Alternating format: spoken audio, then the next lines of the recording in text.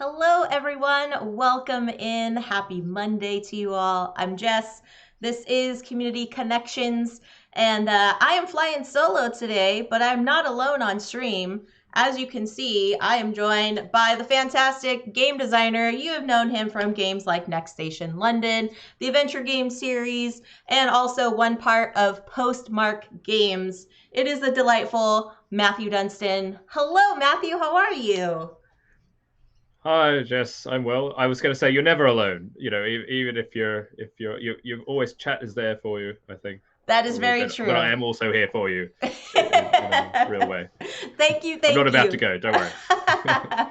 I appreciate that, my friend. And yes, usually on these Monday evening streams, I have my lovely co-hosts Phantom Meeple and the Baker Meeple, but unfortunately, they're having some tech issues tonight, and so we wish them all the best. Sometimes those gremlins just get into the machine, and you can't get them out.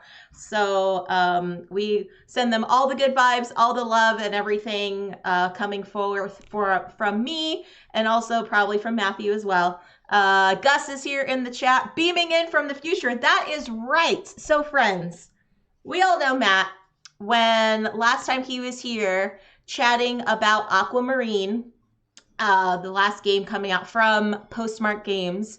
Not the most recent. I know there's going to be new stuff coming up, but the latest that released was Aquamarine back in like July or August, Matt.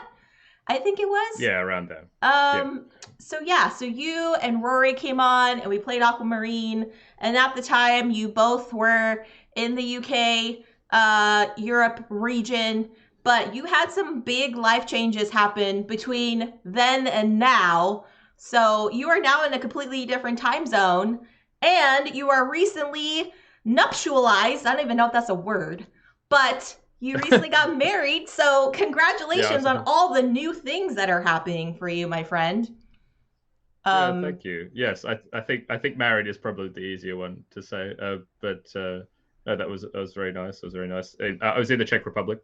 That's and yeah, I we made the decision to move back to Australia, or for me to move back to Australia. My wife is Czech, so for her it's an even bigger change. But yeah, to spend some more time with my folks, and so we've only been back just over a week. I'm only really just over the jet lag, so yeah, still everything is a bit all up in the air. oh wow, But it's good. It's good that's to be here. good. Yeah, and I appreciate you making the time, especially in the trying to figure out time zones and things. I mean, I'm so glad I have a clock on my phone that tells like the different time zones when you like punch in a city in the world. It's like, oh yeah, that's what time it is. So it was nice trying to like do the math. So I was like, okay, if it's 7 p.m. my time, what time will it be in Australia? So thankfully I didn't Yeah, have no, to I do. thank you. It was like, oh, it was a lot. I'm glad it worked out. I have to admit, it's the main difficulty is in the interim when you're changing from one, so you're still in Europe, but then you're starting to already organize meetings for when you'll be in Australia, and that. But anyway, I'm here, which is good. Yes. I stood you up last time well, I guess my viewers won't know, but I screwed up completely and just missed it, so I'm glad that I could make it It is this time. okay. That happens. But we appreciate the reschedule and coming back. The Baker Refill is here. Yes, nuptialize. I don't know. I just made it up. I just made it up. It could be an actual word. I don't know. It just sounded fitting at the time. Could be, could be. But thank you, Baker Meeple, for being here, and anyone else that's hanging out here in the chat. We're gonna be doing a little fireside chat with just the two of us today. So first, to kick it off, Matt, what are your identifiers? Meaning, how would you identify who you are and what you do in the board gaming space? So I would identify as a game designer. I think that is the primary thing that I do is design games.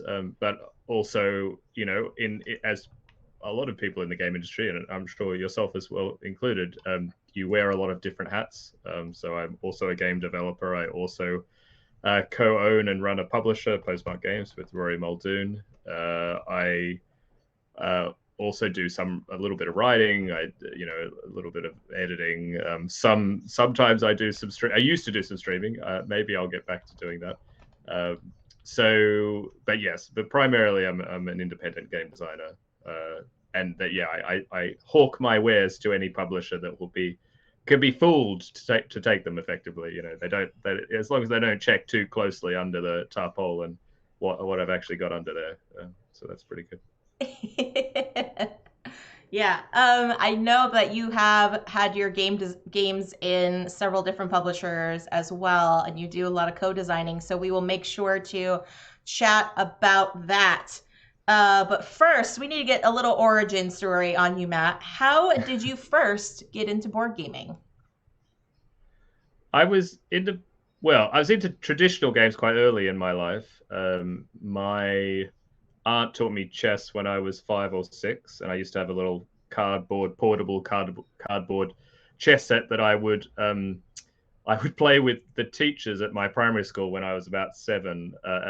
Instead of playing with the other kids, I would try and get the teachers to play chess with me. And also in my family, we played a lot of traditional card games. I remember playing with my grandmother, who's been dead for quite a while now, but we played euchre, which I know is a lot bigger in the States, actually, I think, than things like that. So I sort of grew up on these traditional games.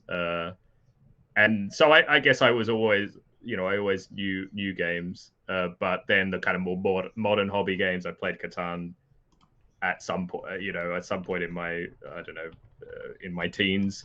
And probably university was the time when I really, got exposed to the wider hobby and started playing many more of the kind of more modern games. I remember playing Kingsburg, for example. I don't know whenever that came out, but the original Kingsburg.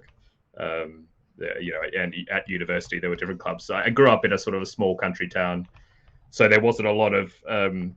There definitely weren't places to buy the games, and there weren't that many groups or things to play them. But when I moved to Sydney for university, that's a much larger city, a lot of places where you can buy these things. And that helped everything. I mean, the other thing to note in that whole period, I also played a lot of Magic the Gathering, semi-competitively, not particularly well. Ironically, the best I ever did was in a tournament, which had I won it, I ended up coming 5th, but had I won it, I would have got a free flight to Prague. So who would have thought that in the end I would have been going to Prague anyway? Wow. For a long part of my life. That's when we talk about origin stories, that's also kind of quite important. I'm sure it had a subconscious effect on me becoming a game designer. It's not uncommon. I know there are a lot of game designers who have been influenced by Magic Gathering and things like that, because it's the kind of game you play. It's sort of a game that you almost have to design when you play. You're making your own deck. You're putting in some of your own creativity, your own thought into that, and I think there's a very natural kind of progression from that. That's awesome. And that is so cool that when you started off, I know that a lot of people have started with like family playing cards and things too, but starting off with chess at such a young age, it's like that's phenomenal. Like I don't know if I would. I mean, I remember when I was younger, my parents would be in awe that I would read the newspaper at like 5 or 6. But like being able to play a game like that, that's pretty cool. Pretty cool. Well, I would say I would say you're beyond literate, obviously, but having skill with words and it's probably a bit more useful skill than chess. By the way, I'm no prodigy. I wasn't very good. I knew how to play, and I was okay. You knew what the pieces did. No, I mean I played chess at school, and we played in competitions. But we were it was a small country town, so I was on the team. I mean, I knew how to play, but it wasn't like I had a lot of competition to get on the team, kind of thing. It was like maybe we have 6 people who can play, and we need 4 or something. So you just don't have to be the worst. Right. But that was the case of most. Just to give an idea, my school had about, I don't know, 150 people in the entire secondary. In the US, I don't know, like middle and late school, like between the ages of 13 to 18. So there's 150 people for the whole of those age groups. So, not a lot of, you got to play a lot of sport. You got to be in a lot of competitions because, well, there just wasn't a lot of people. So it's just if you're able to do it, they were happy to have you, mostly. Nice. Nice. And hello, Slivers. Hi, hi, hi, hi, hi. And he says hello to Matthew as well. James Hello. Brazil also says hi. And both Joe and Abby, my co hosts, are here in the chat, wishing they could be on screen, but thankful that you are both in the chat and hanging out with us tonight. Yeah. Matt, what is your go to player color? I do not have one, actually. I don't really know why, but I just don't. I can't really. I'll just take what's given to me. Okay. So there's no Yeah, competition whatsoever. no, I really don't mind. Okay. I'd have no. It's in some ways it's an advantage because I know I design with Brett Gilbert a lot. He's a freak quote designer, and he is red. He's the red player. But if someone else takes red in a game, he gets very confused because he starts thinking, that he's still red. So he looks at the pieces and completely screws up his strategy. Yeah. So I never have that kind of handicap effectively. But yeah, I don't. I actually don't know what maybe I don't know what your favorite color, your player color is rather, Jess. Do you have one? Yes, I do. It's purple. As you Okay, can okay. tell around me. I And see. Yes, and the yeah. general kind of background of And the the stream general and background vibe everything. is very in the purples and blues. And I also will say on BGA, I don't know if you've seen this feature, Matt, but you can rank what player colors you want to be. So did you ever fill that out? No, I'm very what's the word? I'm not a very thorough user of BGA. Is Okay. probably Okay, way because to, I I've not remember discovered every all the time we features. would play, I would either be blue or purple, and you would always be red. It was, I don't know, somehow BGA just defaulted you to red. Which is, so it's really funny that you're mentioning that Brett's like go-to color is red and that you don't have a preference, but like somehow BGA knows that you would be red. I sense it's probably just a common enough color, and it's yeah. But purple is difficult. It's not every game has It is purple. not. It's It is not. no. Yeah. So the Question. cross we bear. Yeah. Question from Gus. He asks, is there anything new or fresh that you have seen in board game design that you want to try your own hand on at designing? Oh, well, I mean that's kind of all the time. I mean, in some ways that is how I approach design. I'm not smart enough to come up with ideas for myself, so I just sort of steal from other people, and not just in board games, in kind of any kind of creative field. A lot in video games as well. I try and look at things. In terms of recent things, I mean, I'm really happy with Oink games, for example, how successful they are. It's not necessarily a recent thing; they've been making games for a long time, but with the success of Scout, I think they're kind of arriving on a wider kind of stage, and it's more available. And I love that form factor. And their games are always a bit quirky, and so I would be lying if I said some of them just, in my opinion, don't really work. Or it's a bit of a hit and miss sometimes. But the ones that are Yes, good that's are fair. really good.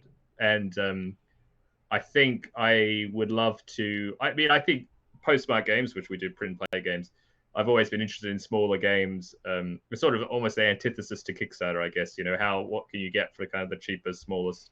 I love that kind of small, portable form factor. I play games a lot with my wife, and we really play them anywhere. We played a game on the plane over from Australia, and we play them on the train. We play them having tea. We have breakfast, and it's always the smaller games that can kind of be played anywhere that more frequently come out. So I love, yeah. So I think what Oik is doing, I mean, and they're not the only publishers that's doing that. I think I'm kind of inspired by that, and more broadly, I'm just inspired. I mean, a lot of my recent games have been, narrative or story driven. I think it's still just exploring a really rich space of what we can do in terms of games and telling stories, and they don't all have to be about solving crimes, or they don't, and they can be much more kind of shared and easy to understand experiences. I think that's the other thing. There've been quite a few great narrative games, but I would say that are very involved experiences and very, um, brain scratching, lots of data. Not kind of thing you would take to, for example, some friends or family that don't play games. It's not. It's still a bit too much. I mean, on the video game side, you see all these games, these narrative, people sort of say walking simulators or whatever, that have very few mechanics, but it is very much about experiencing the story. And I think we can, in board games, take something from that and realize that, for some people, experiencing the story, there's something meditative about that. I think that's the other maybe thing also coming out of the pandemic is like playing as meditation. We had a really interesting comment about Voyages, one of my games. One of the people described this the act of kind of marking lines on a piece of paper in a way, which just for them was a meditative experience. They didn't really care if they won or lost. And I think there was Kevin Wilson did this A Gentle Rain not that long ago, Mm-hmm. which is like also a very meditative experience. I used to play. There's a game from Friedman Freese called Finished. I think it's called Finished, which is a solo game. It's for those who are in computer programming. It's basically the sorting problem. It's like you have a deck of 80 cards, and you have to put them in order, but with these rules about how you can swap cards, and you kind of go through the deck several times. And for me, I got to a point where that was extremely meditative. Or people play solitaire or patience on the computer or things like that. I just kind of exploring games as meditation, and I think there's maybe some interesting ways to do that. Maybe it's harder in the board game, the tabletop space, because digital can sort of take care of a lot of things and help you kind of get into that zone. But for me personally, that kind of meditative act, whatever it is, for me, I like walking. I do a lot, and that's quite meditative for me. It'd be great to explore that more in board games, I guess. I mean, these are all just I don't have necessarily a great idea of what exactly to do. I think maybe we'll look at it for Postmark, because I think we see Postmark as a potential way to do some more experimental sort of stuff. Although we've kind of, I don't know, we're victims of our own success a little bit. That we were so lucky at how the first two games have gone that you sort of feel like, oh, we better keep making games in that same way. But really, I think we were more originally we were thinking of doing really kind of much like Oink does, just like really experimental stuff, because you have that possibility. Awesome. Yeah. Sorry, that was a bit of No, a ramble, but that was we'll get there awesome. in the end. There are no right or wrongs here, Matthew. So take as long as you want to answer a question, go off on way far tangents, tell us a story. We're going to sit down and enjoy just having you chat with us. So no need It's to like I have to apologize. test and say, so like, what did I say at the start of the answer? No What was the chance, you remember what question it was. again? Yes, exactly. Yeah, so Gus is following up to your answer, saying there has been a couple recently that games that he's seen with solo modes that turn a competitive game into a fun puzzle to think through. He likes that change and feel that it creates, and he says using Oink games as an example, they have a new one out called Town 66, which turns into a cool solo puzzle. Have you played that one, Matt? Yeah, I have. I haven't played it solo. I have played it competitively. It's an interesting. It's a nice experience. I don't know if it's something I would return to over and over again. Whereas Scout is something I will happily play. Just Scout. I mean, that interestingly enough, Scout is for me returning to really some original part of when I was talking about traditional card games. Another game in Australia that's very popular is called 500, which I Okay. think in the states is also it's a sort of a variant of euchre, Okay. but you play with four players and you play as partners. So it's a little bit like bridge, but sort of a simplified bridge. Sure, sure. Which I've learned that it's omnipresent almost in Australia. Most people will know it, but I didn't real. I always just assumed that the rest of the English speaking world kind of knew it, but nobody in England knows it. I think some places in the states do play it, but um, that's the kind of game that other people sort of say teach you. It's like these kind of lifestyle games, the games you can play for 5 hours of an evening, and you just you're happy just to play that one game, and Right. that's what you would do. And Scout is that for me. And again, there's sort of a meditative kind of thing, because it's an activity that's kind of facilitating some other thing, some other Mm-hmm. thinking, some other socializing. So yeah, I guess the other point is there's been a bit of a trend, I guess, in multiplayer competitive games, which are pretty solo realistically, and I've also made some of them like that.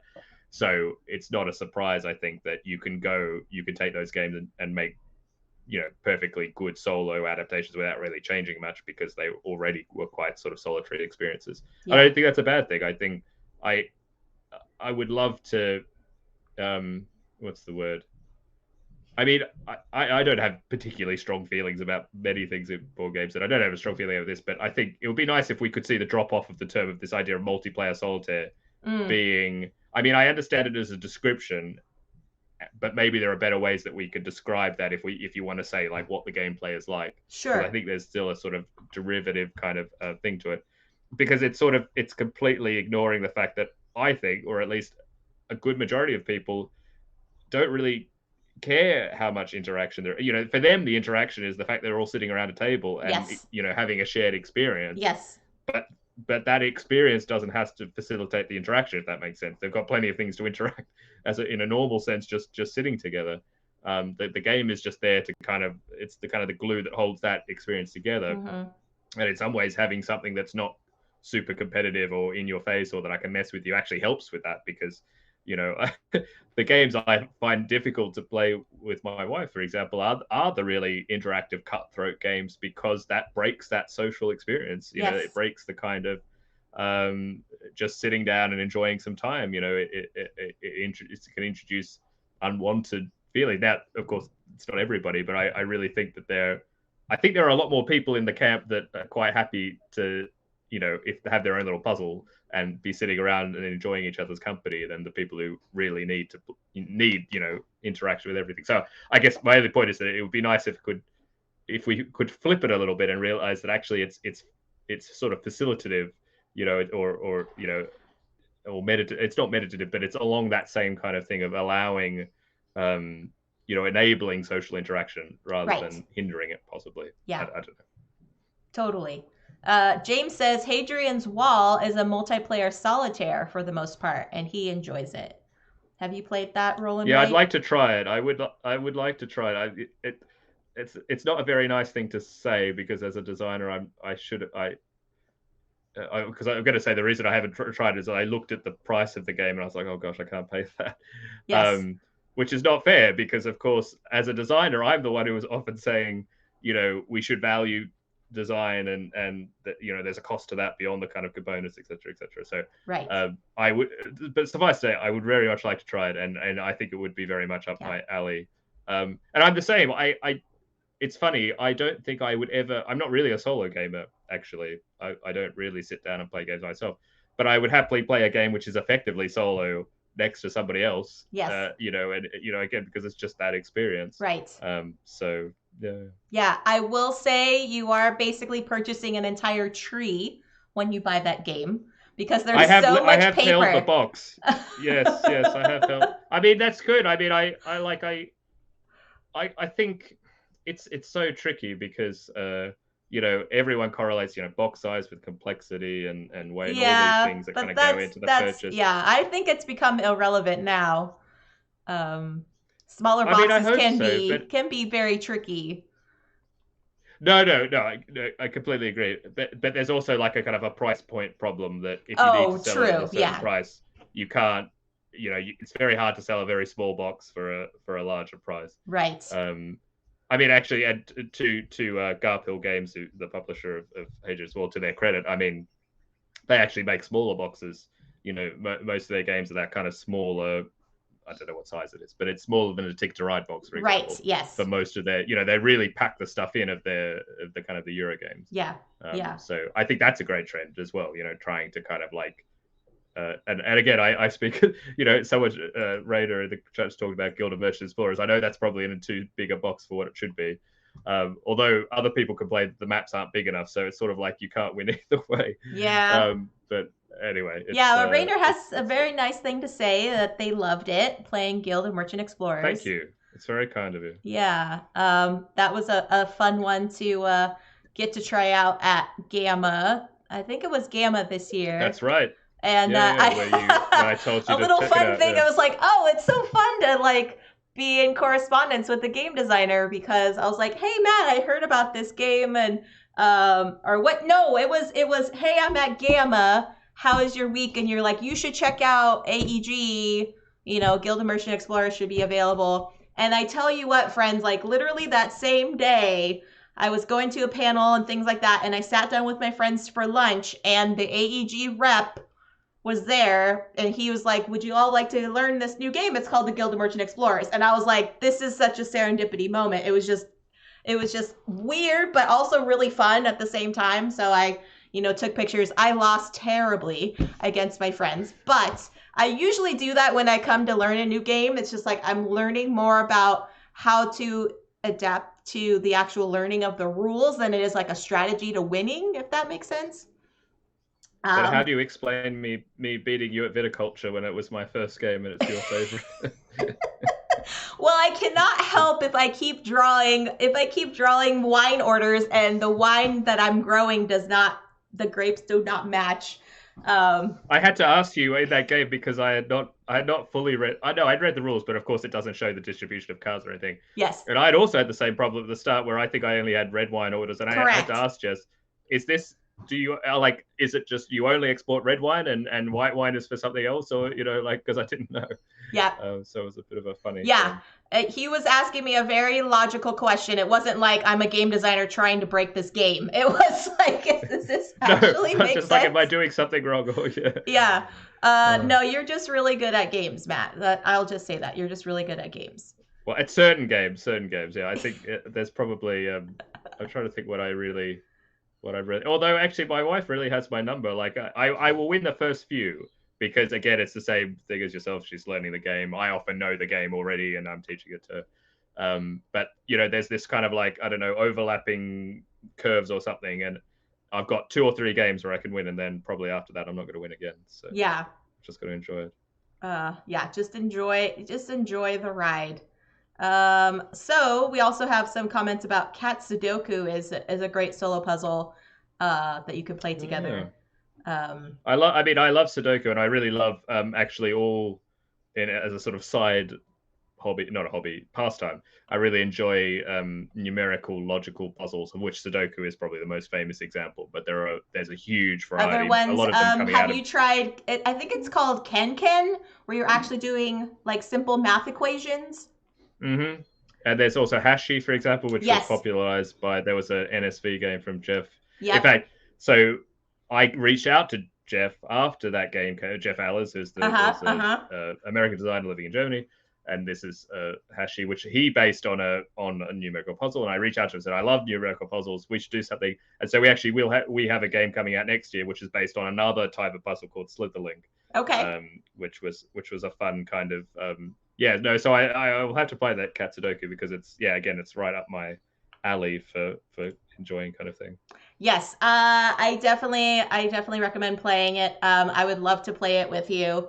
I think it's a fantastic like thinky. It's clever and thinky. And so yeah, and the math like logic puzzles and stuff are right up my alley. Like me and my husband, we have like those like books that have so many different scenarios and different storylines where you have the grid that you're filling in all the numbers and like or you're filling in like who, you're going to the movies and who's sitting next to who and, what did they order Yeah, I from did a the lot of those when I concession was a kid. stand, kind of thing. Yeah. So yeah, those I've got to hunt down. There's like some great. I've sort of recently got back into kids as books I was as a kid, which were sort of puzzle books. okay. And I've discovered this whole world of kind of the early 70s, 80s, 90s, all these different formats people tried in books for puzzles. And there was one like this where you had a novel, but then you had to do the kind of this logical puzzle, but you had to pick up the clues within the whole novel because Oh, obviously with nice. these normally in these puzzles you just have a few short paragraphs of information and then you use that to work out all these other things. But this was like you have to like somehow work it out through the whole novel, which I think is super cool. Very, very nice. Okay, so Matt, do you prefer co-op or competitive games?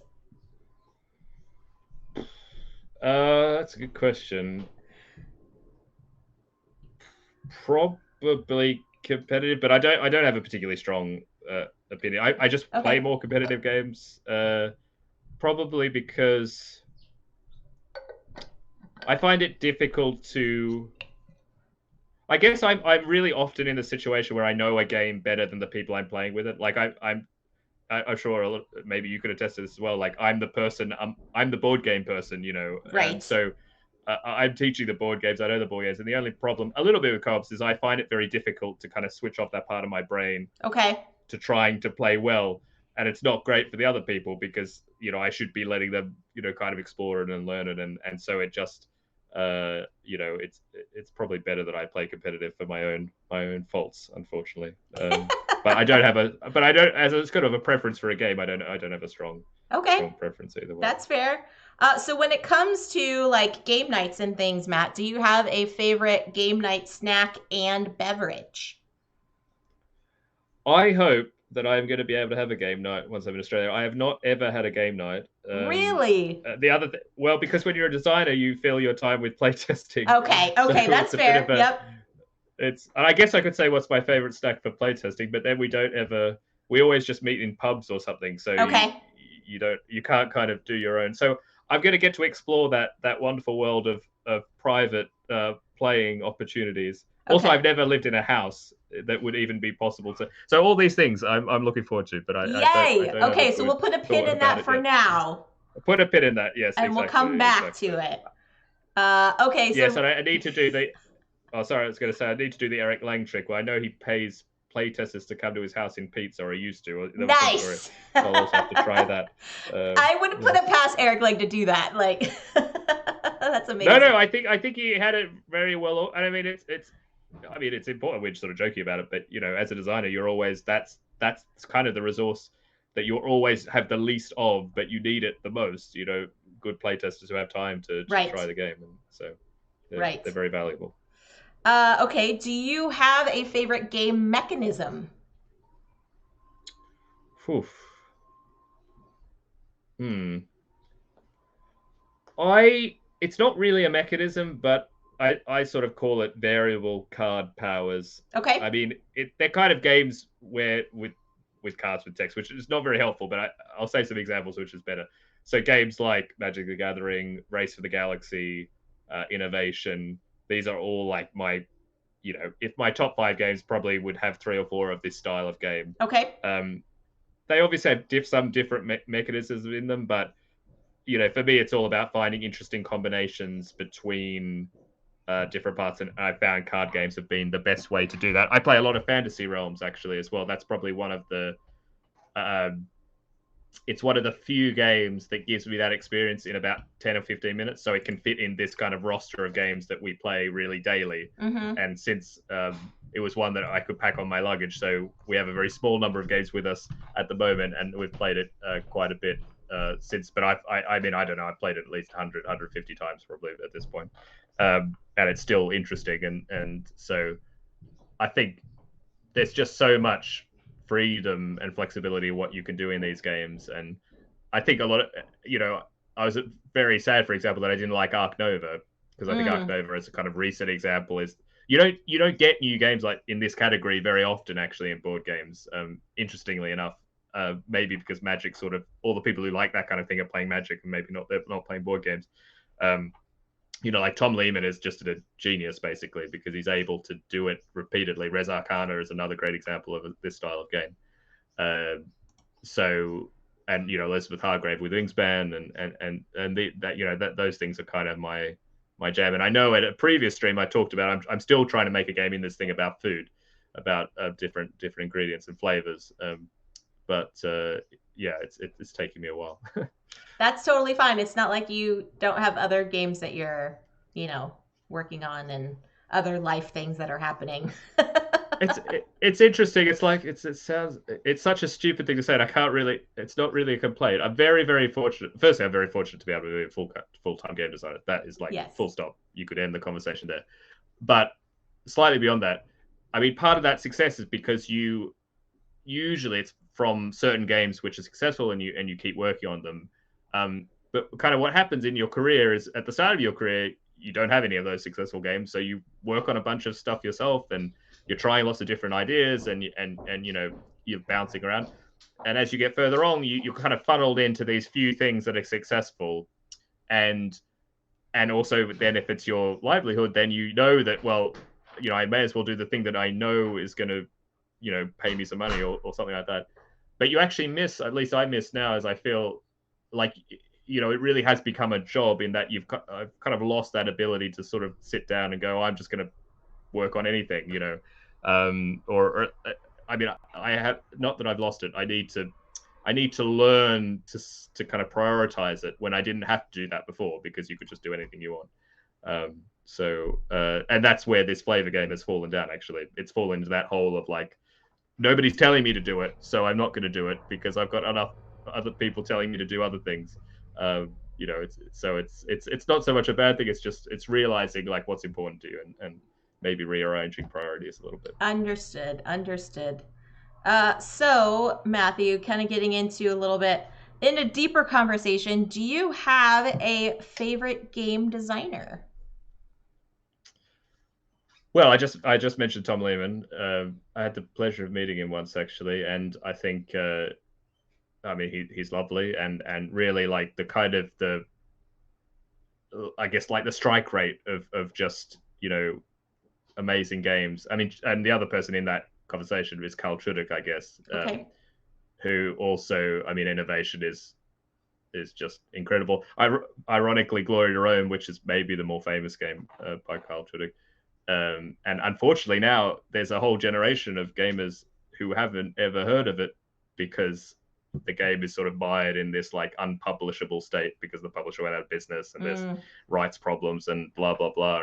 It's such a shame, but both of them, I think that just that ability to, I mean, they're just crafting games I love. So I guess they're my favorite because they just speak my language, and I guess you put Richard Garfield in there because I mean, if you made Magic, then you just get a free pass on most of these kind of lists. But apart from that, I think Elizabeth Hargrave, I not just because I think she's been able to design games which I really love, but her ability to bring to really mesh new and realistic themes with good games, I think is a really difficult skill. I think it's very easy to make a sort of educational game that's not very good as a game, but is educational. And I think it's very easy to make a good game, but that kind of simplifies or abstracts out most of what the theme you were trying to get from it. And I think she's shown, in only a few games, that kind of that skill of being able to combine really interesting topics with really good games, and having that the mesh well, that they kind of inform each other, that the mechanisms are they are informed by the theme and what they're trying to represent. They're not just some abstracted notion that has like some name plastered on it.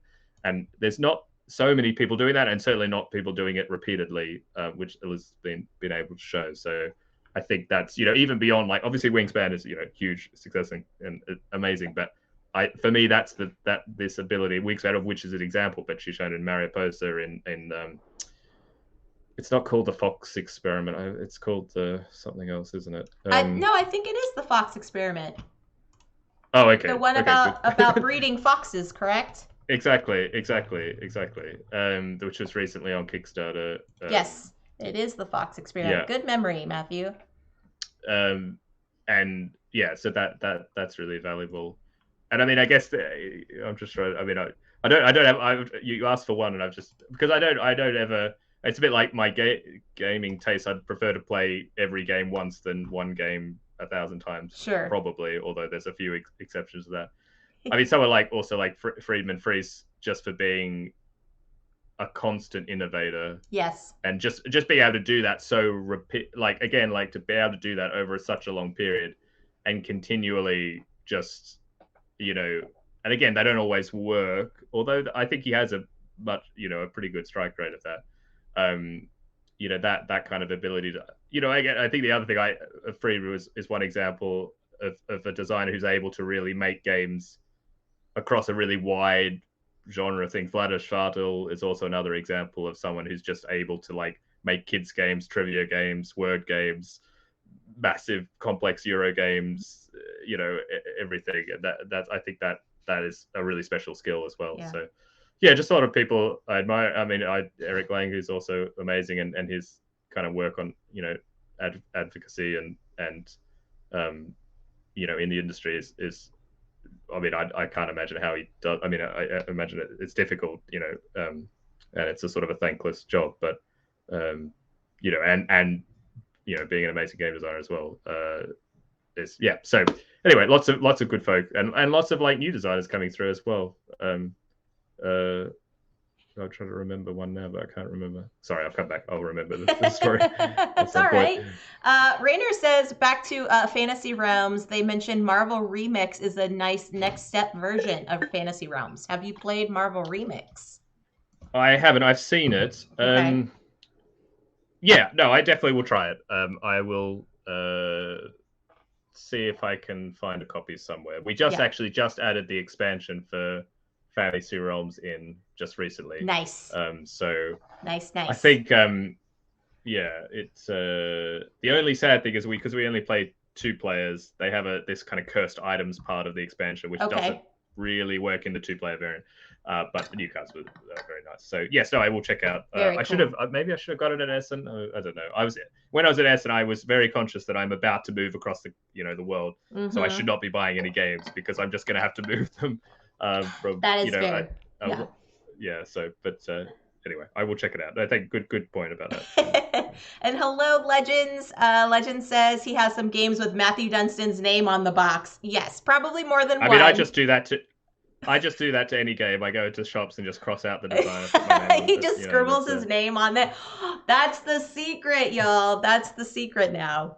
Yeah. Unfortunately, that doesn't get me the royalties, but it gets me the notoriety. So I'll take it gets that. your name in social media somehow, right? Exactly. Okay, so speaking of people, favorite game designers and things too, Matt, do you have a fan experience, like meeting someone famous in the hobby that you were like, oh my gosh, I met so and so and they were so lovely, or oh my gosh, they were not lovely, or whatever? I've been pretty lucky. I haven't had any really negative experiences. I'm trying to think if I had. I mean, I think that the moment I met Tom Lehman, and I kind of made a bit of an ass of myself when I met him because one of the first, I sort of met him very briefly, and because I used to play Race of the Galaxy every day with a friend at my work, we'd have our coffee break and we would play, a game or two of Race of the Galaxy, and we were really deep into it, and we were kind of convinced that a particular card was just a bit too good. And of course, the first thing I wanted to say to Tom was like, "What do you think of this card?" Which I know if I was a game designer and someone came up to me, I'd be really annoyed about. He was very gracious about it, thankfully. And actually, we got to play later. Reza Khana had just come out at this convention we're at, and we played a game of Reza Khana, and which he wiped the floor with us, but that's fine. But he was lovely and just really kind and happy to sort of talk about game design, sort of immediately with some random person that he'd never met before. So that was a really nice experience. Trying to think if anyone. I mean, nothing else. I mean, I guess I've been really lucky to have actually some just really nice. I mean, I don't call them fan experiences. I mean, because I've been lucky enough to have actually quite a nice relationship with people like Bruno Cathala. I've stayed at his house several times. I've visited him in France. We've worked on a game together. We've chatted a lot. He's helped me a lot with sort of professional things at different times. He's an incredibly talented designer. I mean, just incredibly. And when you play one of his games, you just see that he just has it. I don't really know how to describe it, but he just knows how to just do the thing. I don't know how to else put it. And in person, he's just lovely and just so just very generous actually. And in the French community, he's incredibly generous in terms of helping newer designers or collaborating with people, first time designers and things like that. And the other person is Phil Walker Harding, who I met once before I left Australia, and then I don't know, we met a few times, and then I came back one Christmas, and he was like, I said, "Oh, can I come around to your place and maybe we'll try and make a game together?" And he was like, "Oh," he was happy enough to say yes, and from that we made the adventure games and My Shelfie, and I really hope that we'll get to spend more time together now that I'm in Australia, and I'd love to set up a little not a studio, but like somewhere sort of a co-working space. Sure. Because being a game designer can be a bit solitary kind of experience, and so even 1 or 2 days a week, kind of at least sharing the solitude, even if not actively working together on something, but having some sort of workplace or something would be nice. So That's no, awesome. I mean, in all of this is, I've had great, enormous amount of privilege really to be able to kind of have these relationships. A lot of it's because I've been able to travel a lot, and I had, jobs that let me travel, and I had the money to do that, and all these sort of things. So they sort of really do compound. So I've been in a really, really fortunate position to do that. That's amazing. That's amazing. Legends has a fun story to share. Matt, he says he met a girl and was talking to her. She told him that the only board games that her and her husband like to play is Elysium. He said at that moment I showed her my phone, which was funny because I was watching a YouTube video about Elysium at that same time, and I immediately bought the game that night. Oh, thank you. I mean, I mean, that's what I do. I always just keep my YouTube on a video of Elysium, so whenever I can, I can say, oh, I'm also just looking at this. No, that's really nice. I met Monique and Naveen. Uh-huh. I hope I haven't screwed that up. Of Yeah, Monique and what's Naveen their from channel? before Yeah, you before we play. play. Yeah. Before you play, yeah, at Essen, and I think they had just released a video on Elysium like the day before, even though they of course had filmed it, some number of weeks before. So that was a funny experience to kind of meet them the day after they had kind of released this video. Yeah. And they were They lovely, and we had really a really enjoy that nice game. chat. I know, I'm surprised. They're it's not, the game is not dead. We've been very there's a very and I said thank you to the community of people who play Elysium and still do, and still there's a very long thread on BGG. Everyone knows there's this kind of expansion that exists, but it hasn't been released, and we're still trying to work on it.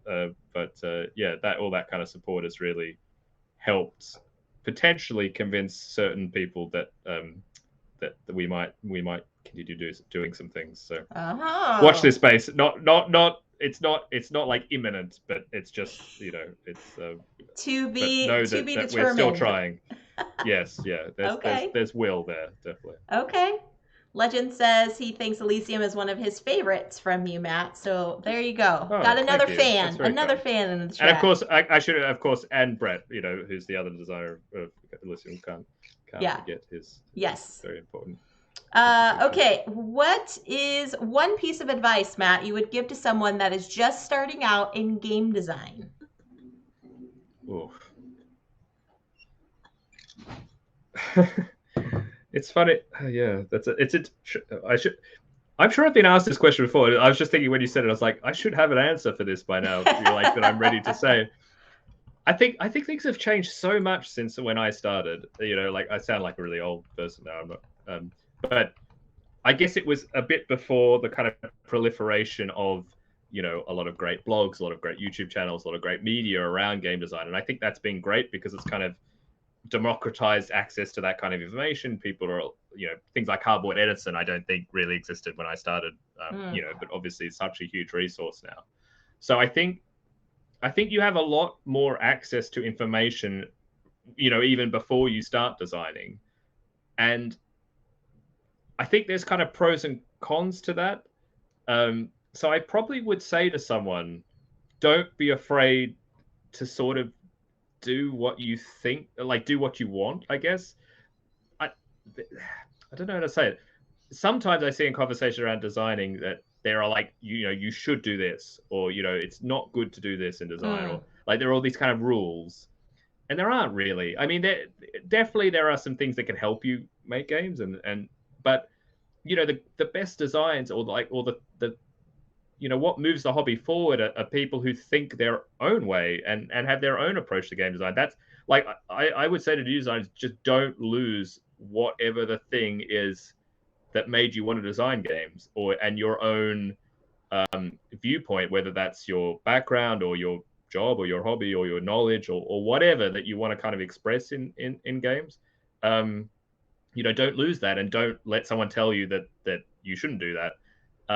And slightly related to that is that, I would say to the people, is like, you are a game designer irrespective of whether you have like your name on a box in a shop. That's the other thing, like that we kind of, I don't think it's that prevalent. I don't think people are too exclusive about these things, but I would just say, you're a game designer. You can identify as a game designer irregardless of which point in that process you are, and not every game has to be made for the sole purpose of capitalism and being bought and played and all those things. There are also really great ways to, it's still an amazing creative outlet and discipline, and that is also furthered by folk who just make things because they want to, or that it fits their kind of worldview, and it doesn't have to be because they sold 500,000 copies of it or something like that. So I think just be comfortable in what you want to do. Certainly take on advice, and if there are things that you read that resonate with you that help you, then that's great, and there is a lot of useful information. But just like being a designer is all about sifting through, say, when you get playtester feedback, you have to kind of go like, which do I listen to? I can't listen to everything. I think it's the same thing when you start out. You have to start. There's got to be lots of articles, lots of things that tell you this is how you design a game, or this is the process you have to do it, and just know that there's not they're all just guidelines. They're not rules. So take what's useful for you, throw away the others. If you don't follow any of it, that's fine as well. Do your own thing. Don't let anyone tell you you're not a game designer or you're doing it wrong or something like that. Well said, Matt. Well said. What is something that motivates you personally that keeps you going? That's a good question. I think because I just enjoy the kind of the discovery of a game. I mean, in my mind, it's not really like this, but I think of the games are things that kind of already exist, and my job is just kind of just to discover them, just kind of like wipe the dust off and like blow it off, and then like, here's a game, we found it. And I think it's that it is a bit of a rush, really. The rush is that moment, the first moment where a game starts working. Often a game will start with some idea, and it's an idealized thing. It's just in your head. You're like, what if I did this? Or, wow, this is a really cool component. Oh, I love this theme. Why don't I do it? And of course, at the start, it's just an idea. That's great.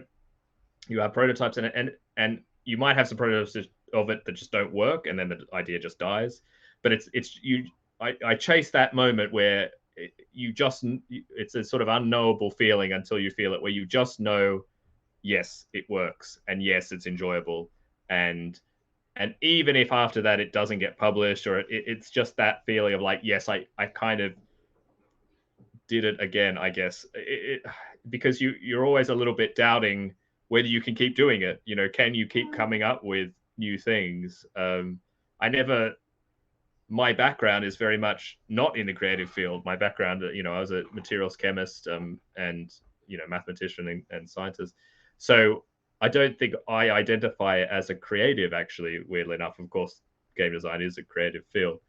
So maybe I'm not as sort of like psychologically like handle kind of like the doubt and the kind of that kind of process. It's very different to sitting down and working thoroughly through some sort of scientific study and going like, these are what experiments I'm going to do, and I'm just going to work through it. And it's different. It's really like staring not into the void, but like, I don't know what's going to happen. Can I find it? And then when you do, it's just a really nice feeling. So I guess that's what keeps driving me. It hasn't really changed, I guess, and that it links back to my previous point about trying to keep having time to work on new things, because it can be, there's a lot of drivers to keep working on the existing things that are proven to be successful, but they're never going to fulfill you or at least they're not going to fulfill me in the same way as when I make something new, I guess, and something different to what I've done before.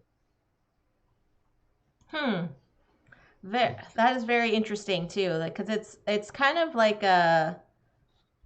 it's an all-encompassing thing. So I would think in game design, it's not only just like one motivation, but it's like many factors of several different things that kind of keep you like driven and focused. And because I would think when becoming a game designer, you have to kind of pull ideas and creative concepts from many different avenues of life, I would think.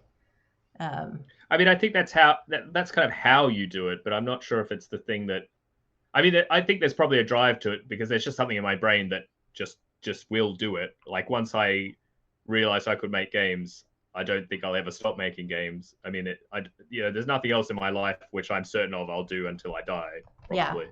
as long as I'm able to. And I feel very lucky, actually. I'm reasonably young, I guess, and to have realized that early enough in my life, that this is the thing, and to again be in the privileged position where I can live off that, and actually do it, because not everyone, of course, can do that. Yeah, so I guess it's, but it's also just trying to. Rob Davio gave a great talk or a great answer about what happens when you turn your hobby into your job. Because game design kind of was my hobby. It was the thing I did in the spare time and in the evenings, things like that. And now it's my job. And of course, that just kind of changes your kind of relationship to it. And it's realized I need to find some new hobbies, actually, because I can't. I've now that I'm back in Australia, I mean, it's not completely irrational, but you have in the States as well, you have these kind of thrift stores and things like that. But I was sort of raised in my family, especially my mother. We loved going to, you'd call them yard sales, we call them garage sales here. Mm-hmm. And we have a lot of these sort of charity shops and things like that where you buy random things for $1 or something like that. And I love the hunt. I love I love learning about old, I don't know, like my mum brings all. She just the other day for free got some sort of like a silver plated tea set that was probably from a hotel in the early 20th century in Australia. That was just and even just kind of researching and learning about it. I really enjoy that. So that will probably become a bit of a hobby, I guess. But I'm not sure if it's a good hobby to have, because it still just feels like you're just like chasing the rush rather than I tried knitting. I really wanted to do knitting, but I don't know. It didn't gel with me, sadly. Have you tried other types of stitching? Because I know sometimes knitting can be more tedious, but like cross stitch or things like that could be a little simpler. I have not. I should. Okay. Yeah, I should probably try that, actually. Yeah, I think And I you did. could always go back to baking, yeah. Matthew. I know you're a baker. Yeah, I might have lost my. I mean, it's funny. As we're speaking now, my wife is in fact making Christmas cookies. Nice. But I'm not part of the. What she struggled a little bit to find Czech. Well, like equivalent, because she's using Czech recipes. True. Czech Christmas cookies are a huge tradition in the Czech Republic. Everyone will make them, and in December, whenever you visit anybody, they will offer you Christmas cookies. They're kind of like 10 or 15 kind of standard types, and Okay. people will make their spins on them, or they'll have their own favorite. Like my wife has her own favorite type. Yeah. And I remember her mother had to make several different types for the different children, which ones they had their favorites. So my parents, Australian, were interested in trying to have some of the Czech side here. So Yeah. we were trying to find. Can't get vanilla sugar. Can you get vanilla sugar in the US? Is that No. a thing? That is not a thing. It must be a European thing. Yeah, I mean, it's so smart when you think about it, and so useful for baking. Is it just vanilla extract with sugar? I suspect that's how they make it, but Okay. it is just sugar that has the smell of vanilla. Oh, okay. So you could just use it as as you use sugar in baking, but it infuses it with sort of a nice vanilla thing. And of course, in a lot of baking, you're often adding vanilla extract anyway. True. So it just kind of gets rid of a particular step, which is good. But no, we don't have it. So James says maybe frisbee golf, Matt. Jamie Stegmeyer likes that. Oh yeah, I would like to try that, actually. Yes, and maybe that's I actually used to play golf a little bit, not particularly well, but I could play okay. Yeah, no, I will try that. I even did a little bit of ultimate frisbee when I was at university, so I'm probably not completely terrible. No, that's a good point, actually. I feel like that's something. Extracurriculars. That's a sport that is probably. Yeah, I'd like to. That's the other thing. I felt like a little bit of a vagrant for the last 5 or 6 years. I changed. I moved to Prague very quickly during the pandemic, and I like team sports a lot. I grew up a lot of that, and I'm sort of looking forward to doing that again now that I'm sort of maybe going to be in one place for enough of a time. Like cricket, I play cricket a lot. And okay. Of course, they don't really play in the Czech Republic. I'm hoping that I'll be able to play here. So yeah, I'm sure I'm going to be fine. And again, I keep saying it. I'm very lucky. Matt. The chat is here for you. No. It's just that I'm very. I've got to kind of escape my own head sometimes. Maybe it's some sort of like I feel like it's like some group therapy session, but you know, you to not forget that you know it's huge privilege and gift that I have such control over my time. You know, not Yes. a lot of people have that as well. So yeah, I shall make the most of it. Right, I will pledge to that. That could be my New Year's goal. Okay. You heard it here first, friends. Matt's got a goal for some Once I find extracurriculars. somewhere to live, I have to find somewhere to live first. Yeah. Once I do Okay. that, Okay. Number yeah. one. Find somewhere to live. Yeah. Second, Yeah, yeah, he is currently staying with family right now. So if you're yeah. This curious, is he's not my. not. This It's is the. not This just is a my, fancy background. It's actually. no. This is my father's. My father was a teacher, and he has. You know, this is his old. I mean, but he has notes. He's much a like a kind of archivist kind of type. He has lots of Very writings which is nice. kept and things like that. Yeah. Okay, Matt. Do you? This is kind of an intense question, but I always like asking it here on our chats. Do you consider yourself still a player first, a designer second, or has the creative process overtaken the hobby aspect of gaming for you? I think it has. I think it probably took over it a long time ago. Realistically, um, I think it's just a practical thing. It's just that my time is mostly playtesting. So, you know, I just don't play games. You know, again, aside from the time I play with my wife, I'm not going to game nights or you know playing the latest kind of games. So, and even when I do, I have to admit I do. There are some friends I knew in Prague. They're like, "You're so critical about games," but it's not that I'm necessarily critical, but I immediately kind of have that kind of game designer hat on and thinking Mm-hmm. about how did this work or would not necessarily would I have done something differently, but just like this is how this is making me feel. Why am I feeling that way? I mean, I mentioned Ark Nova before. I really tried to understand why I don't like that game because it's I haven't had an experience where I've been felt like I'm so disconnected from the kind of the zeitgeist, I guess, you know, which is you know broadly extremely positive about the game and it just I didn't get it, and it's like and it's a type of game which I should love, you know. So I did a lot of thinking about trying to understand why I don't, but of course that's not really a player. Maybe that is a player kind of reaction, but I think it's you know the designer is first, unfortunately. But that's fine. That's how I am. I'm probably pretty analytical anyway, so it was just you know inevitable. All right. And along those lines, too, Matt, do you think the terms board game and tabletop are separate or are they becoming more interchangeable? uh, sure. I don't think I have a very strong uh, feeling about that. Um, yeah, it's tricky. It the only thing I think is a little bit weird that I found is that there's this sort of like tabletop. There was some award thing recently. Like it's when tabletop starts to like merge RPGs and other types of games, like competitive board games or card games or whatever. Um, because I think it gets a little bit confusing maybe when you have these kind of like I think there was some tabletop award and they had like half the nominees were RPG designers, half the were board game designers, and there's no slight on the designers. They should all be you know they all have merit, but it just felt like a really weird. I maybe I don't understand enough about RPG design, but I feel like it's a very different discipline, and that you know deserves to be celebrated in its own right.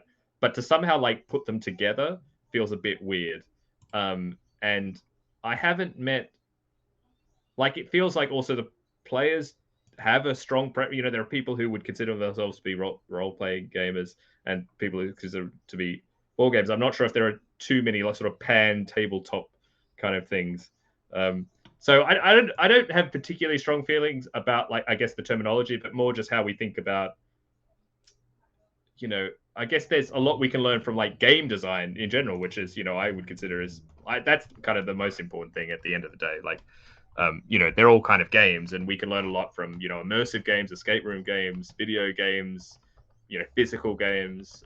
You know, one of the best things I used to love to do. There's in London every year there was a thing called Now Play This was like a festival of kind of experimental in person, like almost like art games, which was amazing, and it always like opened your mind about what games could be. So yeah, I think I don't yeah I don't really mind about the terminology as long as you're kind of clear about who you're talking about, and I think there are times where it's great to like bring people together and kind of cross pollinate, but it's also a bit weird sometimes when you run them off against each other, because I think they're just kind of, it's like apples and oranges. Like, why are we trying to say one is yeah, I don't know. It's sort of strange thing. But anyway, that's a small, maybe because it's in my mind because I whatever this award I saw it recently, so it's just in my head. Yeah. Yeah. Let's see, Matt. Do you design mostly for yourself or do you design for your potential audience? I think it is more and more for my audience. Yeah, and I don't know whether it's telling that I don't necessarily like, I don't go to my own games like as a kind of a, if I want to play a game, I'm rarely going to pull off one of my own games from the shelf. Now, that might not be because they're not for me. That might be because I've sort of played enough of them in their lifetime, and I'm kind of would like to do something else.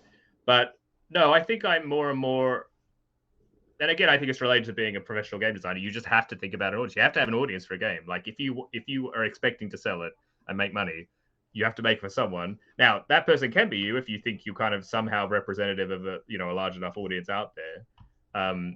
But I think I try to think about you know, the audience first. Um, and again, I'd like to, you know, I'd like to have one or two designs in my back pocket which are kind of for me designs, but they're a lot harder because I I know myself better, maybe, so I'm harder to please or something like that. Maybe I don't know the audience. I'm, you know, if I have this kind of like unknowable audience outside of myself, it's easier to kind of think that it's good enough for them. Um, but yeah, I think you have to think about the audience. You have to think about what product you're making. How is that going to appeal to a potential customer? It all sounds very commercial, but that's the reality if you're trying to be a, you know, a professional game designer. Okay. If Are there any ideas for a game that you have shelved at the moment to hope to come back to for a later success? Well, I mean, this flavor game, which is currently shelved, it was the only. No, it wasn't. I tried to take the prototype. I couldn't bring the prototype on the plane because I was overweight or something, and it's like something had to go. So that was the thing that was one of the things that was left behind in Prague, sadly. So that's one. I have another narrative game that I really want to work on, but I know it's going to be a certain amount of work, so I've sort of bolted it at the moment. Um, and I would love to do some more live experiential things. My brother is a theater maker, and I've worked in sort of escape room adjacent sort of things. I'd love to do some things in that space. Maybe I'd love to design an escape room someday, although I think the bar for that is also super high now. So, but yeah, I think I guess there are some ideas in the kind of the cross. You know, I'd love to make another app. I did an app game, Card Crawl Adventure. I was sort of involved with the design from Tiny Touch Tales, which was released this year. And I'd love to kind of try and do that again, maybe. But yeah, I guess things aren't necessarily shelved. It's just they get put to the back of the queue, and then they never leave the back of the queue because there's always more things. Jump out of this, you know, again, it's just, I just have to be better with time management and realize, you know, don't always work on the most urgent thing, work on the important things. Right. Or find a balance. Well, if you do design an escape room, please let me know. I am all about escape room games. I have done almost every one of the exit games. My husband and I are currently working on the advent calendar. We have done all of the adventure games except for Gloom City File, which we just got, but it was like right before we left for PAX. So it is like sitting there on our shelf of opportunity. So yes, we absolutely adore escape rooms and any kind of those like experimental things. So I'm jealous you've got the advent calendar. We did the first one, the whatever, the frozen cave or thing. Yes, that's the one that we have, because that's the one that's been released now to the States. I know there's two. But Oh, it so has the not States had a was a year US behind because release I. yet for the second one. No. I see. Oh, okay. Well, then I know what you're playing. No, I really enjoyed it. I was. We actually have we have a bit of an advent calendar tradition. It's funny. I've brought uh we had one when we were growing up, and actually I was the only one who really liked it. So my mother gave it when I moved overseas, and now we've brought it back all the way. So this advent calendar has traveled around the world. But it itself is actually quite old. I think it's like 60 years old or something Okay. by this point, and still kind of going. But it's kind of a bit of a unique one where you slot kind of paper cut figures into a kind of panorama, which is Okay. like a house, like almost like a doll's house, which opens True. up, but it's sort of flat. Um, so I really enjoy avocados, and I really enjoyed that again because it fit into that kind of like daily activity. Like we like Yes. doing something over breakfast with my wife, and it was exactly that kind of thing, which was it was so really inventive. Like I mean, Yeah. Marcus and Brad, like I mean, and the team at Cosmos, I'm sure also were involved. But Inca and Marcus are Hats just off. geniuses. Like, I don't Yeah, understand yeah. how they can have so many of these developed and yet still like newer concepts to like solve the riddles. It's like, are you really like I think there's just so many that now I'm like, okay, I have to look at like every single item in this box. I'm not throwing anything away until the game tells me it's okay. Yeah. Yeah. Do you play Unlock? As it Yes, was I known, have. We actually don't find them as challenging. I think they seem a little more simplified in our opinion. Um, and like the deckscapes as well. Those are kind of more on the simplified for us. But we do enjoy them. I No, do like the resetability and the ability to like hand them off to other people. Like currently right now we have an unlock that's now they're getting into like 3 scenarios in one box. So we have one of those yeah, like 3 well, scenarios. funnily enough, that's the original format. It was just for the US. I think they did these individual ones, and now Okay. they've gone back. No, I only asked because it's just interesting. Because I kind of work in this space, and it is interesting. There's always a strong preference, one or the other. It just shows that there's just a really wide audience of people who like these kind of games, but they still within that will have different preferences. Yes. For how that's kind of expressed. Yes, and I understand the replayability of Exit is just a one and done kind of thing, and so a lot of people are like, there's a lot of materials that you're just throwing away, and the price point could be a little bit less because of that. But I feel like you have enough of a game that will warrant like, okay, I understand, and yes, we want to be more environmentally friendly and all that kind of thing, but I definitely like the complexity of the Exit games. We did also enjoy the jigsaw puzzles, Oh yeah, the yes. Exit jigsaw puzzles, because those were actually another element to go through, and people could save the puzzles if they wanted to, and have it as a thing. But so I understand the pros and cons on all of them. I will say the ones that I did not enjoy were the and this is just my personal opinion, no, not to knock this series at all, but the Undo series, Oh yes, yeah. where you have to go like back in time and kind of like lead up to the actual like end story. Like you find out the end story, but then you're going back in time and trying to put the pieces together to see like how you got to this end story. And yeah, it was very clunky for us to kind of manage to go through.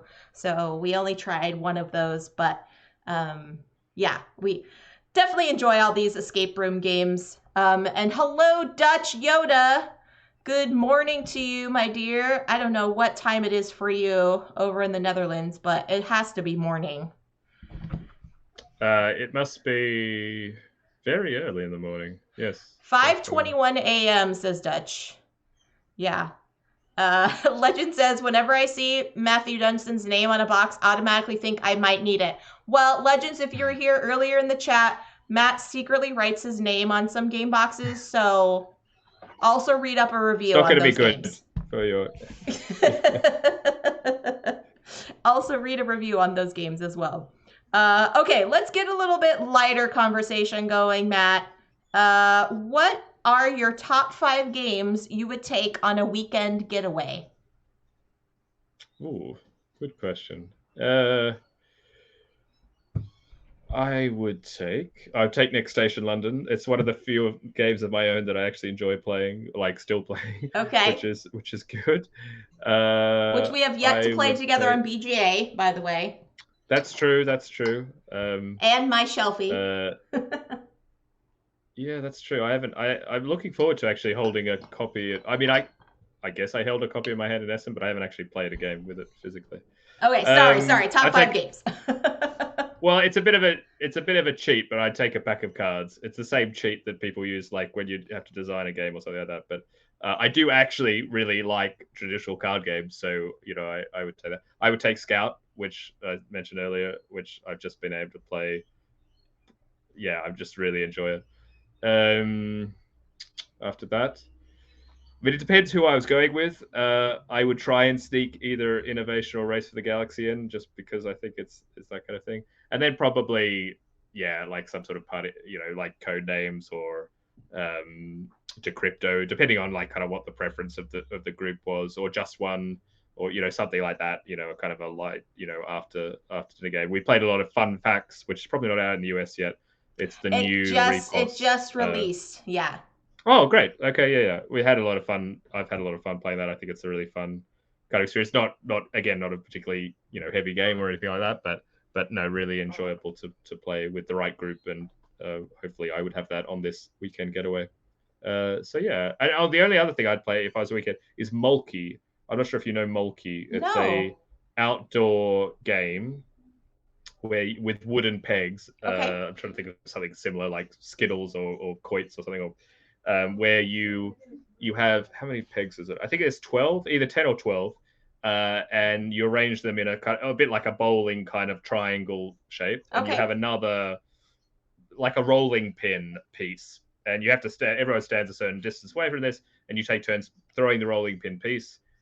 Any of the pins that you knock down, if you knock down only one pin, you get a number of points equal to the value of that pin. So if I just knock down the number 10 pin, I get 10 points. Okay. But if I knock down multiple pins, I only score points equal to the number of pins I knock down. Ah. So and it's a bit like darts. You're trying to hit 50 exactly, and if you go over, you reset back to 25, I think. Okay. So, but the last part of the thing, which is important, is after someone throws, and hopefully they knock something down. Of course, you can imagine it's a bit like bowling. Like if I hit a pin, it might hit another one, and they True. start.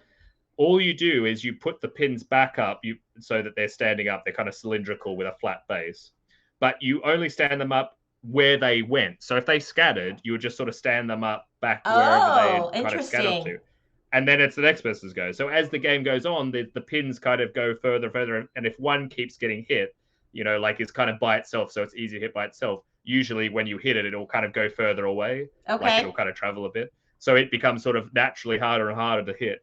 And that's the whole game, and it's really fantastic. I think you can get it on Amazon. I think it's a Finnish game originally. Okay.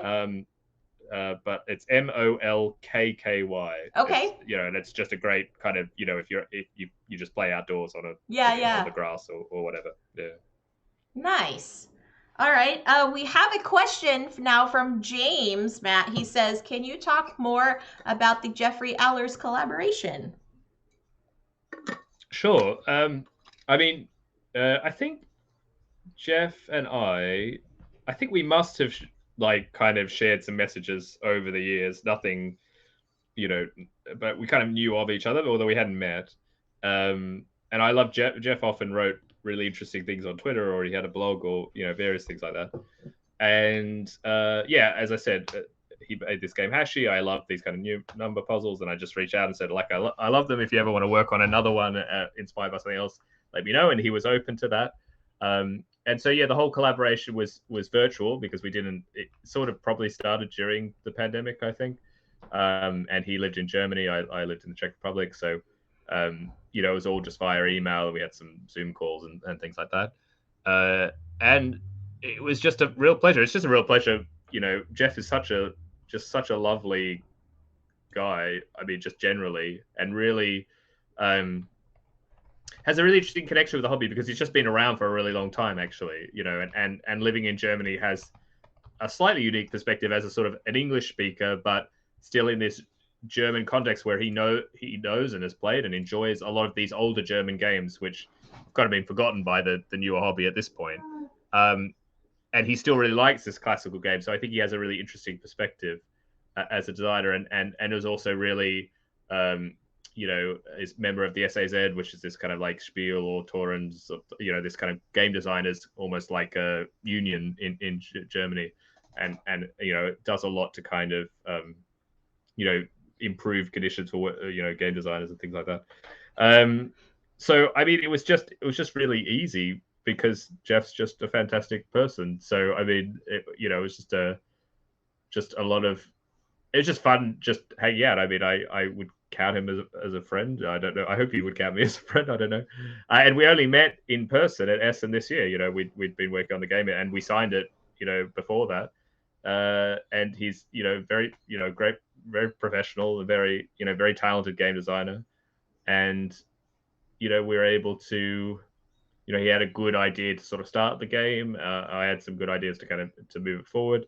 And we kind of went from there. And no, it was just a really fun, smooth experience. And I mean, I'd be very open to making another game with him at some point.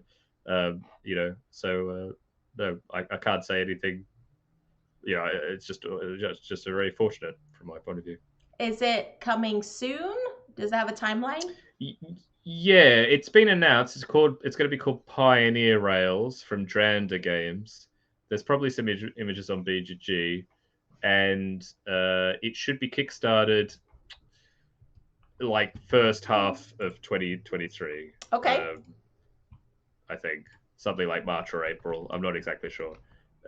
So yeah, so it kickstarted soon, and I'm not exactly sure when they expected to deliver it, but hopefully soon. We'll see. And it'll be a flip and fill style game, a bit like flip and fill. Yeah. Oh, Matthew, you said two of my favorite words. Oh goodness. Yes, using a like a traditional playing card deck actually, because it has a kind of a Western theme. So okay. You've got that sort of and I mean it's sort of funny that we worked on that because there was also a flip and fill from. Oh, I've forgotten his name now. It'll come back to me. Fliptown. Fliptown is the name of the game. And I've forgotten the designer, I'm afraid. Stephen Aramini, that's it. Okay. Which I'd also, Jess, if you haven't seen it, I think it could be very much up your alley, potentially. Another flip and flip. Fliptown. Okay. It was much like you could get it as a print and play, but also I know he's making a physical version. It was kickstarted a while ago. Okay. Yeah.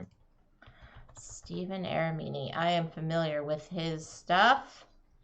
Yeah. Really, really nice guy as well. Perfect. All right. Let's see. Okay.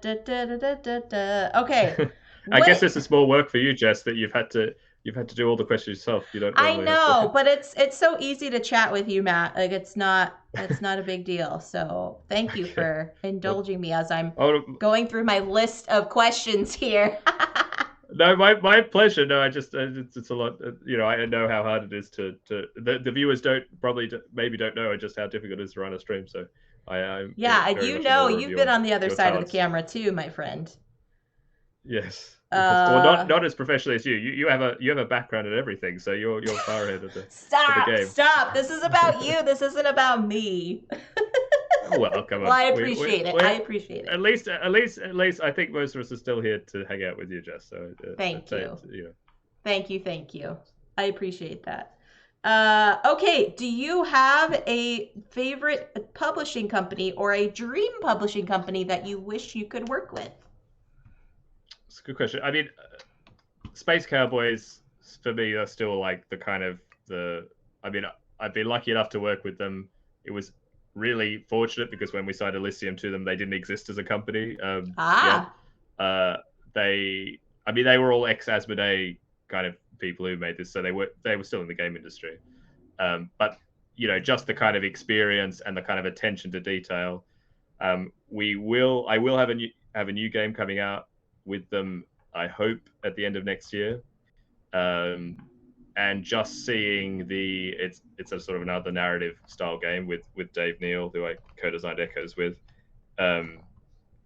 and just seeing the amount of time and effort and attention to detail they put into it is really incredible. And I mean, I've just you can see it in things like Time Stories and Unlock, just that like the amazing kind of like graphical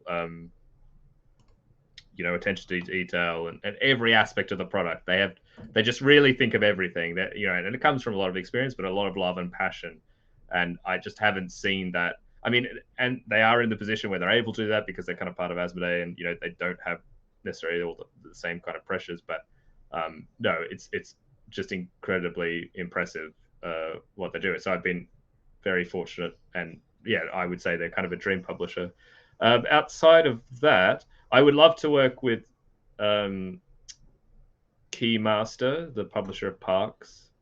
I think again, I love the graphical style of the game. I love their kind of product design. I think and you don't see it as much.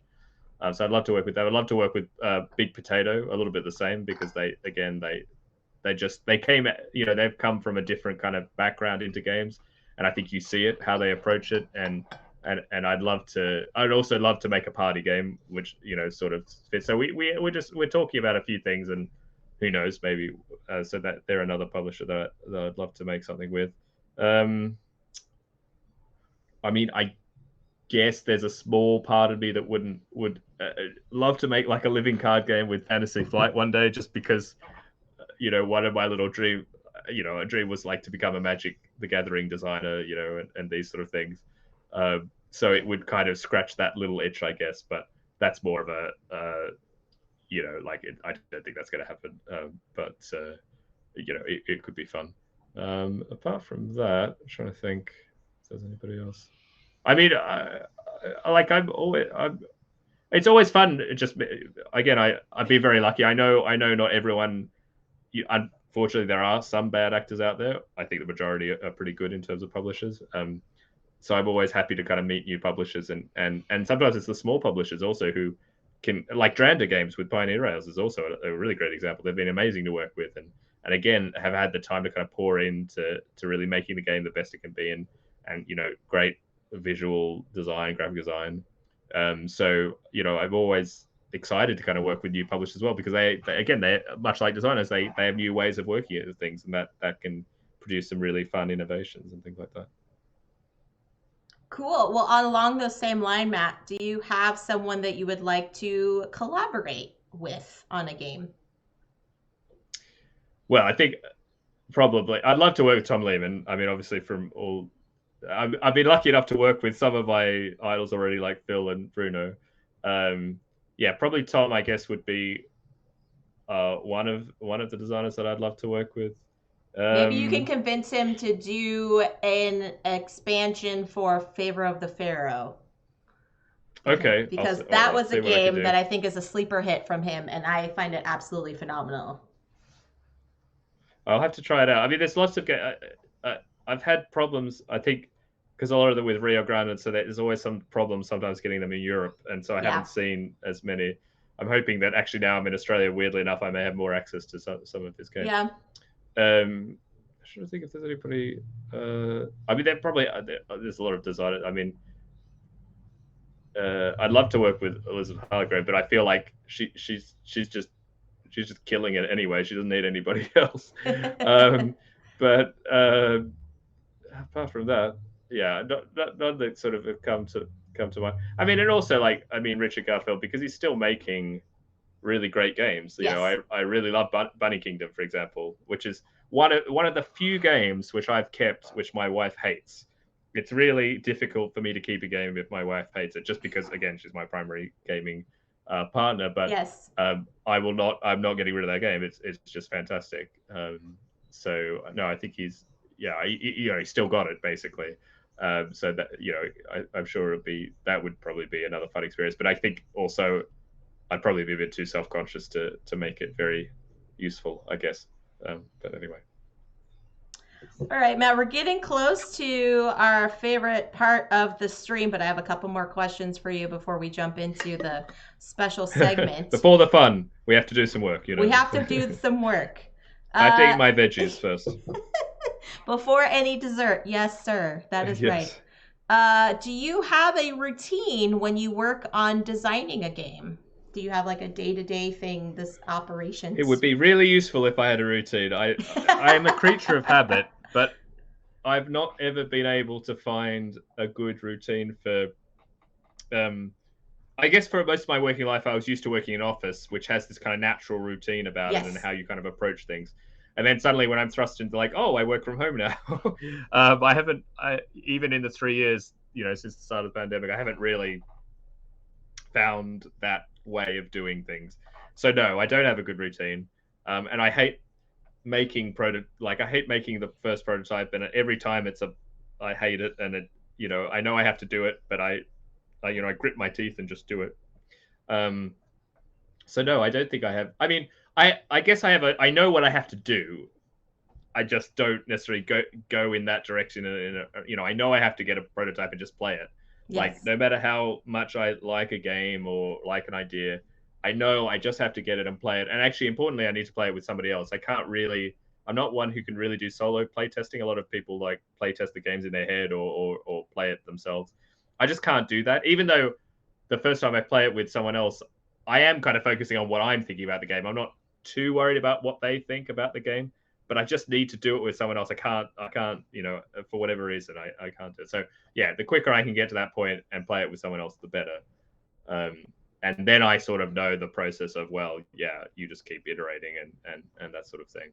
Um, or you reach out and you look to work with a co-designer. But that's the other thing. Like when you collaborate with lots of different designers, everyone has their own way of working. So I kind of try and adapt, and you sort of things change depending on who you're working with as well.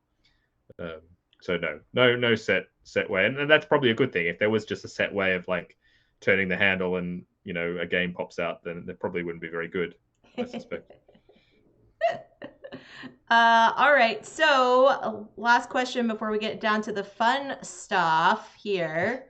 Um, Personally, Matt, what do you think is a number of games in your personal collection that you would consider to be way too many games? So you're asking at which number do I think I At would which have too many number do you games? think, whoa, this is way too much for me?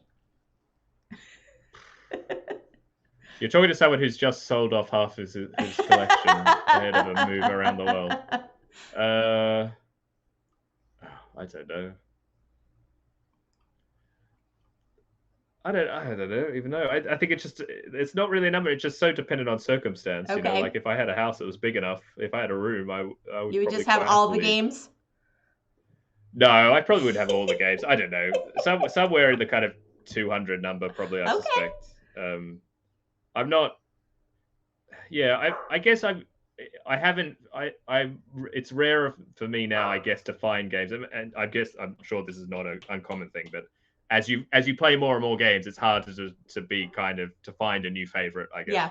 So, and I'm sort of learning, and this proves just how good marketing is. The fact that I still buy games, like I know that I should play them. That my chance of finding a new favorite, I shouldn't just buy it. I should try and play it somehow. And there's plenty of games that I can play. So I try not to back anything on Kickstarter anymore, and I rarely buy a game. So no, it doesn't go up very much. Um, but that being said, I have plenty of stuff, so it's not really an excuse. It's just I can't have too many games, otherwise I'd have to get rid of all the other stuff, I guess. Yeah. Which I have also got rid of mostly since I Yeah. moved. Fair. You But just took but some yeah, suitcases and your personal selves on a plane. So that's but of course that's not downsizing for mentioning sure. but there are 45 boxes on a ship coming, so it's not quite nothing. Although I think actually for this point of my life, if I can fit my life into of two people into 45 boxes, that's not too bad. That I is would say. not too bad, Small indeed. boxes too. Anyway, So speaking of game design routines, Dachiota comments, this is how Knizia does it. Just pulls a handle and out pops a game idea. But yeah, I Dr. don't know how he Knizia does is it. all over the place with his games, I would say. Well, he talks about he has like a kind of a one of these architects kind of, or like with these like small drawers, and Uh-huh. and there's like 100 drawers in this cabinet he has, and each of them is for a different game Oh my that he's gosh. working on. Wow. you know um Now, I guess some of them might sit there for quite some time, and maybe he Yeah. hasn't looked at them for a while. But yeah, I think he's just able to kind of hold those. I mean, maybe he doesn't hold them all. You know, he obviously probably keeps good enough notes that he can open that thing and read something and like, oh, that's what that was about. But Yeah. he's definitely in terms of, I would say he is certainly the best person to ever learn about being a professional game designer, because love it or hate it, he he is he is the consummate professional in being able to like produce, like like that's the difference between a professional amateur in a way. Is it's not the quality of the game, or it is in a way, but it's being able to sit down and say like, yeah, no matter how I feel, I'm gonna like get this game done. It's not a choice. It's Mm-hmm. it's work, and his track record speaks for itself, I think. Yeah. Yeah. That's true. James and, asked. and and he still makes amazing new things. Sorry, I should, No, he like it's not does. just, and it's not just, like what was it? The El Dorado game, Quest for El Dorado. Yeah. Is it Quest for Yes. El Dorado? Yeah, like amazing game. Just out of nowhere.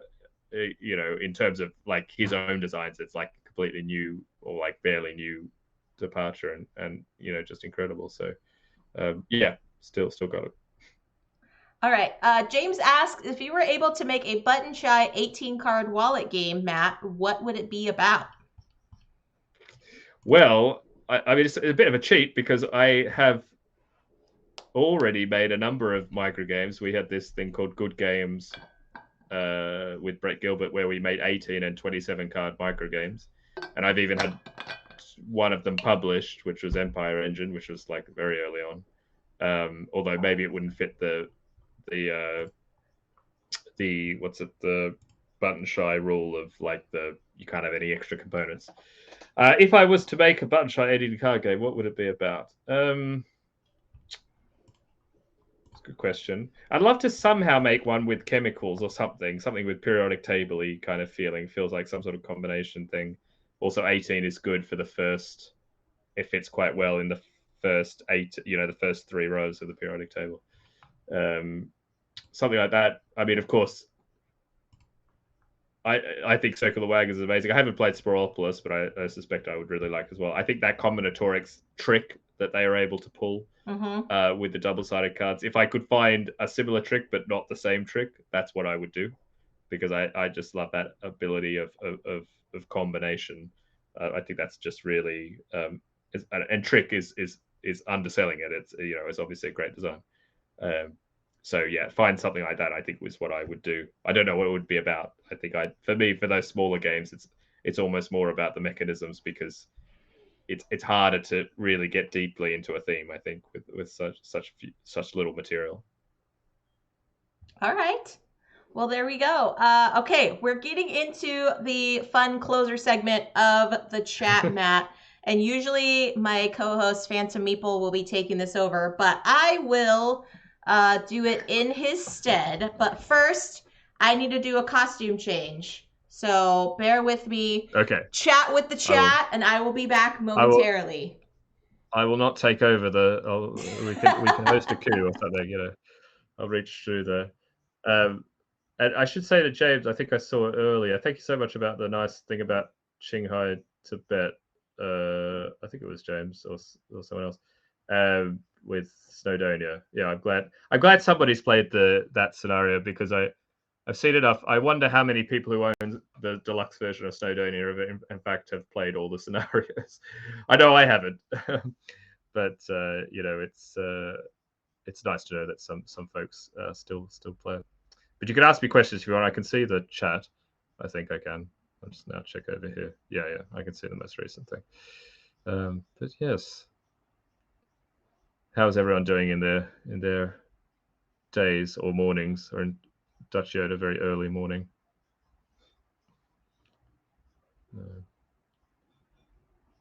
This is reminding me of my time streaming by myself, which is always a hard. Tell us your favorite thing about Jess. She is one of the most just genuine and generous kind of people. Like it. We've never met in person, but we've played some games online. I've been on the stream, and she's just so kind, which is it's not unique, but it's I think it's unusual, and it's really really welcoming. And I think she's you could see it in the kind of community she's cultivated around her stream, which is not an easy thing to do. I think I think the kind of community you form around yourself kind of is a reflection of that person in a way. So yeah, that's really good, and we could keep it a secret. Although I don't know, maybe she'll watch it back and see what I said. James asks, was there a darling that you had to cut from a game to make it better? Yeah, plenty of times. Elysium actually originally had custom dice instead of the pillars, and they each had a different color. And the cards required a combination of colors and symbols. And Sebastian Pochon made the good point. It's like, well, you don't really need the symbols; the colors of the columns are enough. And so we cut the dice, which were the kind of one central thing of the game that had come through all the different prototypes. That game had gone through a lot of different changes. I'd recommend if you can find the Elysium designer diary we wrote on BGG, it kind of details that. But yeah, that's a good example of a darling that we had to cut. Okay, And Jess is back, Matt, I think. I am back. Are you familiar with the show called Inside the Actor's Studio? No, I'm afraid. Okay. This is taken from that show where Professor James Lipton from Cornell University used to ask his guests a series of questions, and we have modified it for the board gaming audience. So if you are ready, Okay. my friend, I will ask you inside the board gamer's studio. Okay. All right. Question 1. What is your favorite board game? I'll say Race for the Galaxy. Okay. Question 2. What is your least favorite board game?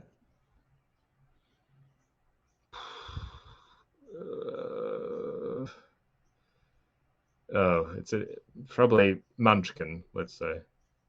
Okay. I don't like saying mean things about games. I think it's a bit anyway. I'll say it. That's fine. That's fine. Sorry, Steve. Question 3. What board game makes you feel the most happy? Whew.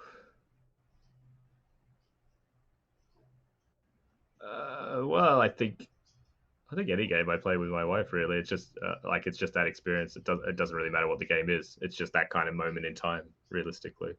I think that's yeah. Okay. That'll be my answer. Question 4. What board game makes you feel the most sad? Hmm.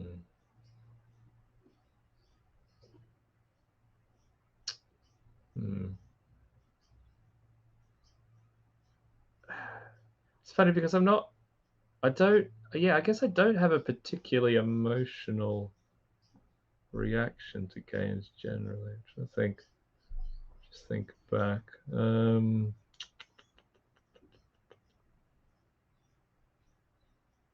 I don't. Oh gosh, sorry, that's not very useful.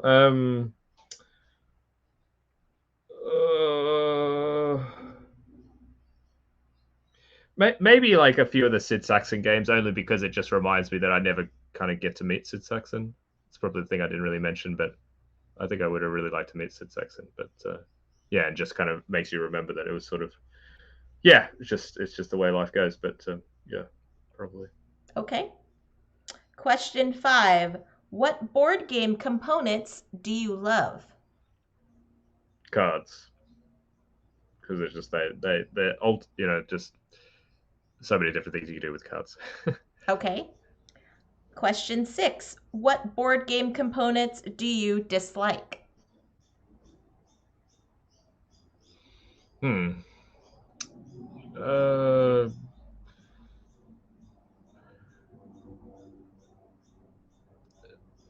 Miniatures, I guess. I'm not really much of a miniatures person, and I think they tend to.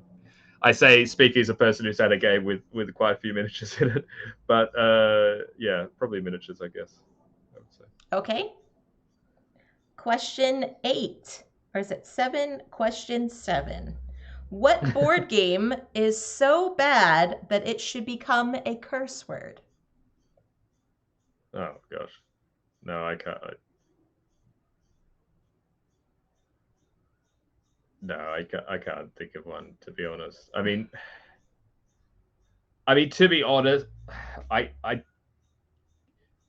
I would prefer if Cards Against Humanity didn't exist, but I understand that it does.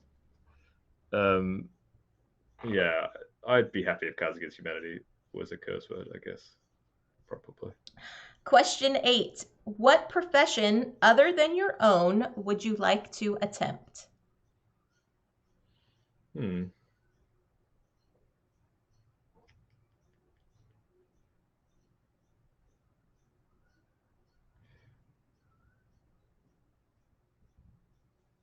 It's a very good question.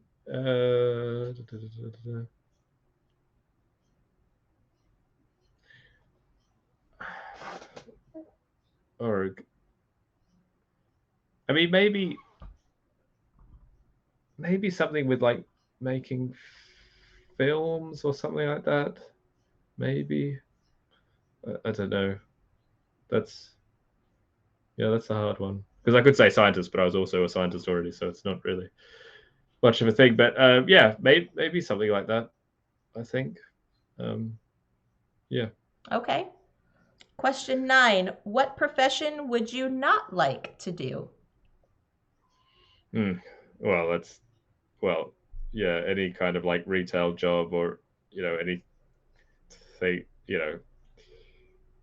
No, I'm just really lucky. I mean, I worked retail when I was younger. Anything that was involve regular amounts of danger, I would also probably not particularly like. And I guess also something where you just do the same thing every day, whatever that is. Like I don't know, accounting or something. I would probably, it's not for me. I think ultimately. Okay. And finally, if heaven exists, what would you like to hear God say to you when you arrive at the pearly gates?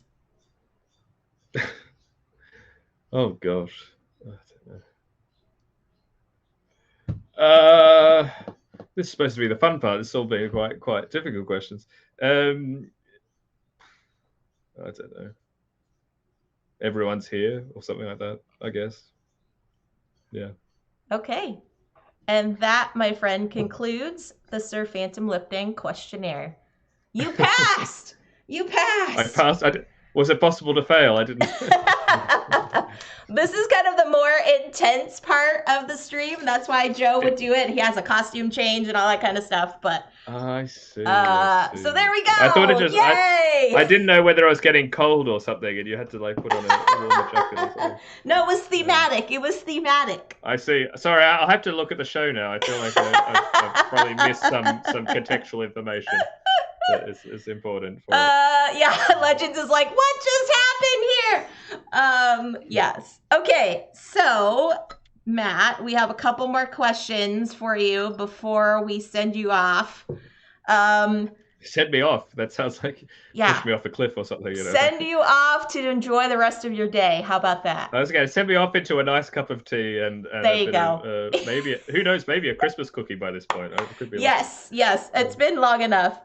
Okay, according to how you shelve your games, do you stack them horizontal, vertical, or if it fits, it sits?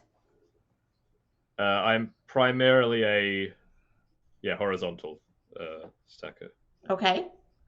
Because I think there's a.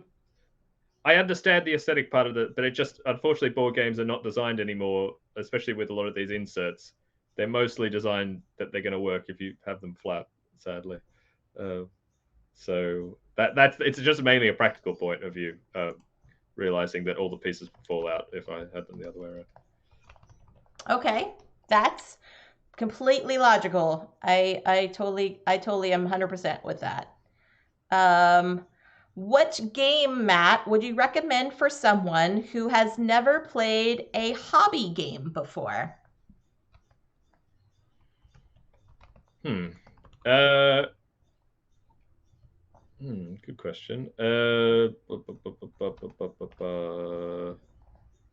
mean, code names, but that's maybe not exactly the kind of hobby because it's a bit more party. Maybe you don't sort of think of that. Oh gosh, I did have an answer for this, but I didn't remember. Something like point salad or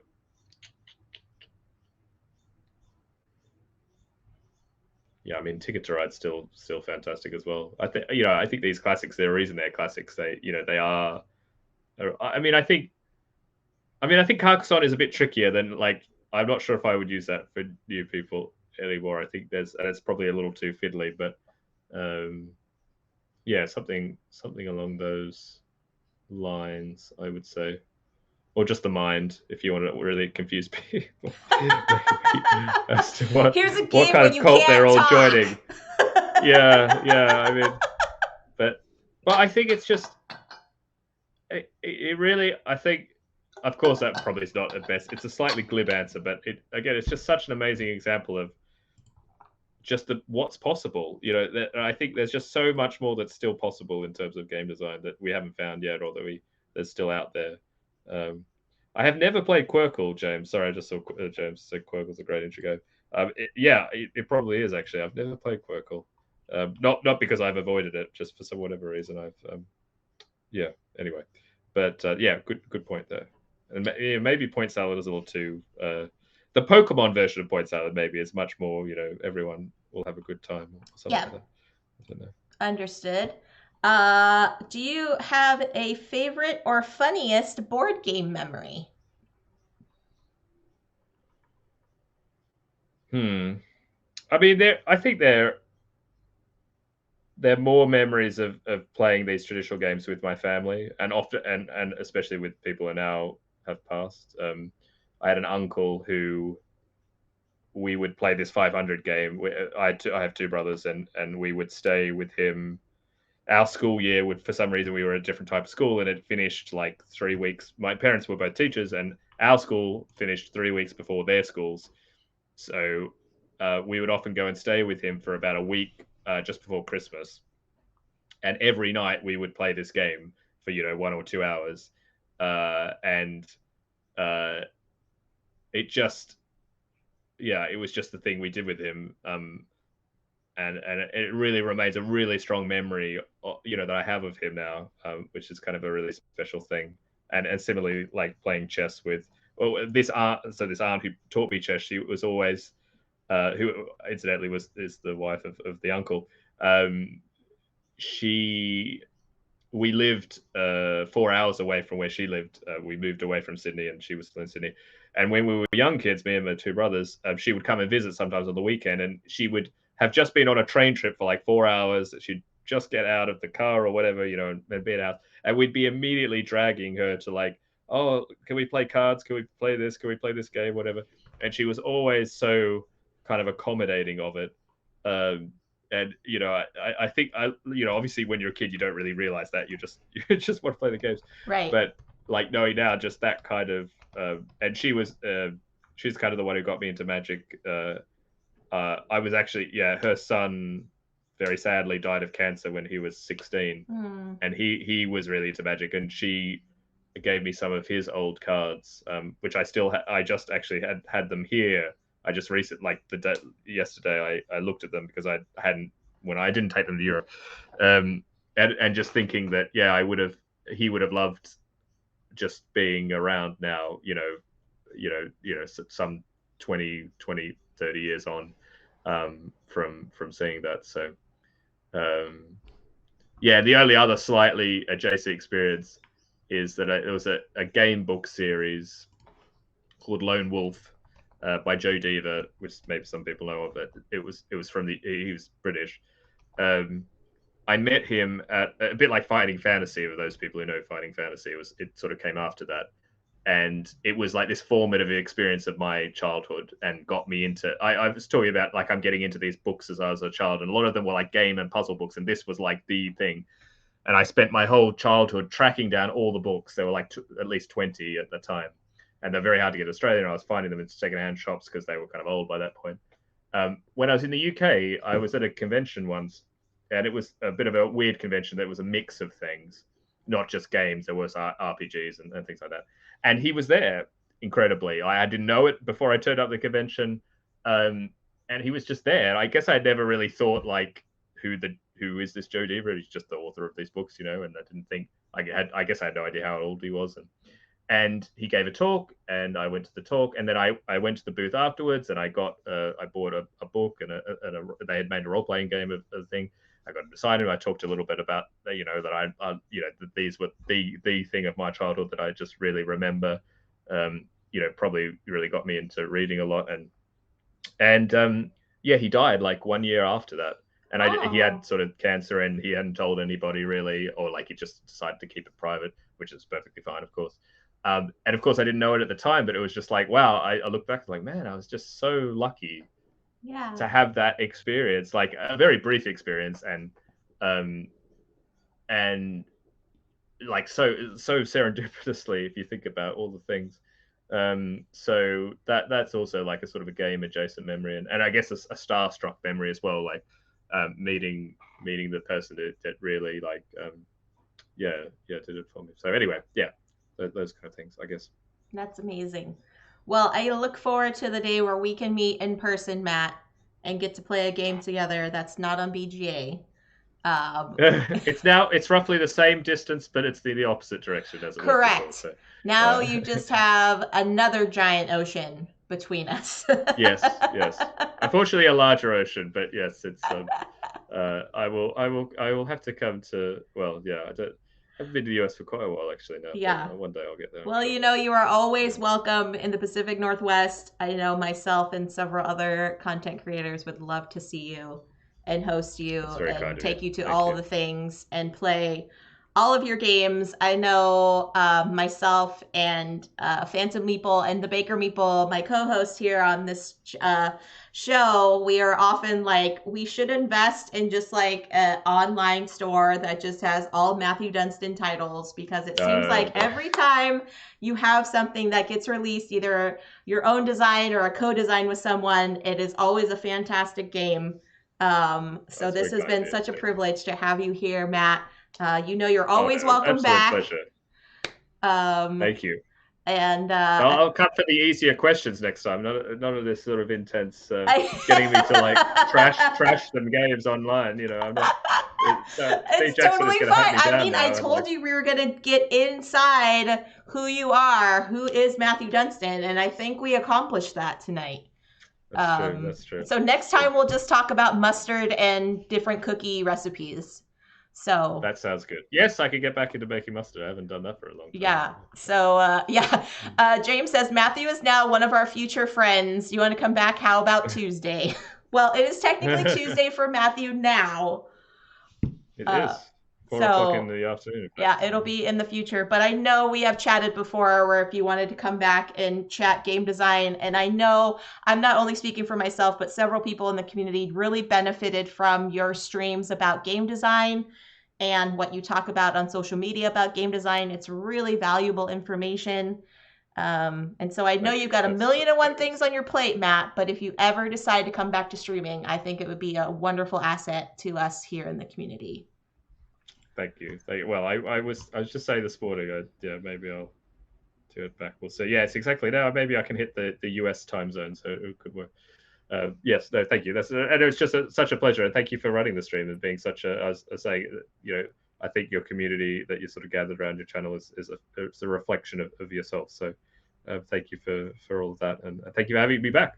Pleasure. Thank you for putting up with the rambling, and now everyone can go off and enjoy their evening.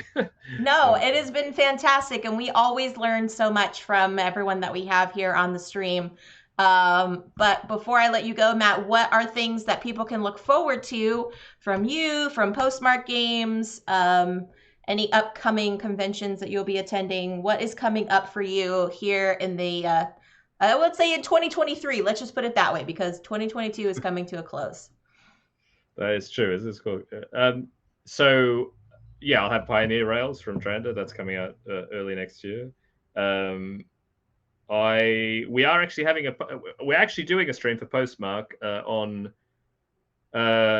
Wednesday evening European time, which I guess is like it's very early on Thursday morning, so that must be like, I don't know, like Wednesday morning maybe in the US Okay. time. What time is Uh, it on Wednesday evening? Do you know? oh gosh, it's 7 a.m. here. Okay. uh, so 7 a.m. here on Thursday, which I think means it must be something like 11 p.m. maybe Tuesday. Does that make sense? No, hold on, that can't be right. Wednesday. Anyway, So, yeah, so you said it's Wednesday evening European time. So for it's 9 p.m. European time 9 p.m. on Wednesday. Okay, 9 p.m. GMT. GMT +1. Okay, GMT +1. So then that way it'll be, I think, 9 hours for So it's me. about midday, About something like that. midday. Midday Yes, so it'll be Wednesday. about midday, which is perfect because I will be streaming at 11 a.m. Playing a new roll and write called Snow People from Twin City Games, and then maybe I'll raid Oh, into y'all, and then we oh, can that'd be very nice. we can And keep it going. we've actually become professional now. We have our own now Postmark Games Twitch channel rather than just Oh doing it my through my own gosh. personal thing. Oh my Would you gosh, believe? you're So big time yeah, now. I I hope know, I Rory know. We haven't got the understands back. what comes with having your own channel. I know, I know. We haven't got any of that fancy, backgrounds or anything. We're still pretty low key. But anyway, so we're going to have a kind of it's basically a year since we started the company and a year since Voyages we kickstarted. So we're sort of looking back, kind of celebrating that. We've got a few announcements about Voyages and some other future Postmark things. So if you're interested, do check our social media at Postmark_games on Twitter, and we'll have the right time there so you can check. We're guessing it's about midday just time, but of course if you're somewhere else in the world then it'll be a bit different. And there will be more stuff. I don't think there's anything I can really that's kind of been announced. I'm trying to think. Yeah, No, I don't think you so. don't want Rory to get down your neck on things, so that's okay. We'll Oh, leave and it. there will be a new next station as well. That there's, I think it's sort of been leaked-ish, but and I won't say where we're going, but there will be another box set. Okay. Enjoy next station in London. There'll be a new installment. That's awesome. Oh. Well, there you go, friends. The Twitter link for Postmark Games, so you can follow them on socials, find out when the stream is going to be, but it's going to be this Wednesday. Looks like Dutch did the conversion. Thank you, Dutch. So Thank you, Dutch. 12 p.m. Pacific time. Yes, James got it there too for the Twitch TV link as well. Thank you, so everybody's got the links to follow Matthew and Rory on the Postmark adventures. So yes, friends, for me, you can stay tuned on Wednesday morning at 11 a.m. Pacific. I will be playing Snow People. It's a new roll and write game from Twin City Games. They're in collaboration with some friends over at Beluga Bliss Games. So the game like Paleontologist that we have played here on stream together. Those lovely folks have recommended me to play this new upcoming campaign called Snow People, and it's fitting for the winter season. So that's going to be on Wednesday morning, and then Friday morning you can catch me and Amanda Panda. We're going to be Christmas crafting. I have no idea what that means, but stay tuned to that because, me and Panda always have some fun shenanigans up our sleeves. So yes, but keep an eye out on my socials. You know where to go. Follow Matthew on Twitter at Wise Goldfish. She always has wonderful things to say. But in the meantime, friends, I'm going to send you all over on a raid train to the wonderful Andrew and Pia of Board Game Spam. They are currently playing Quattro and Corridor, the two of the three, I think, Q games, for a little evening downtime of gaming. But this has been fantastic. Jamie Daggers, hello. Yes, you are just in time to say goodnight. Thank you so much for hanging out. I'm sure you can catch the VOD. But until then, friends, stay safe, enjoy your board games, and I will catch y'all on the next one. Bye, everyone. Bye, everyone. Bye.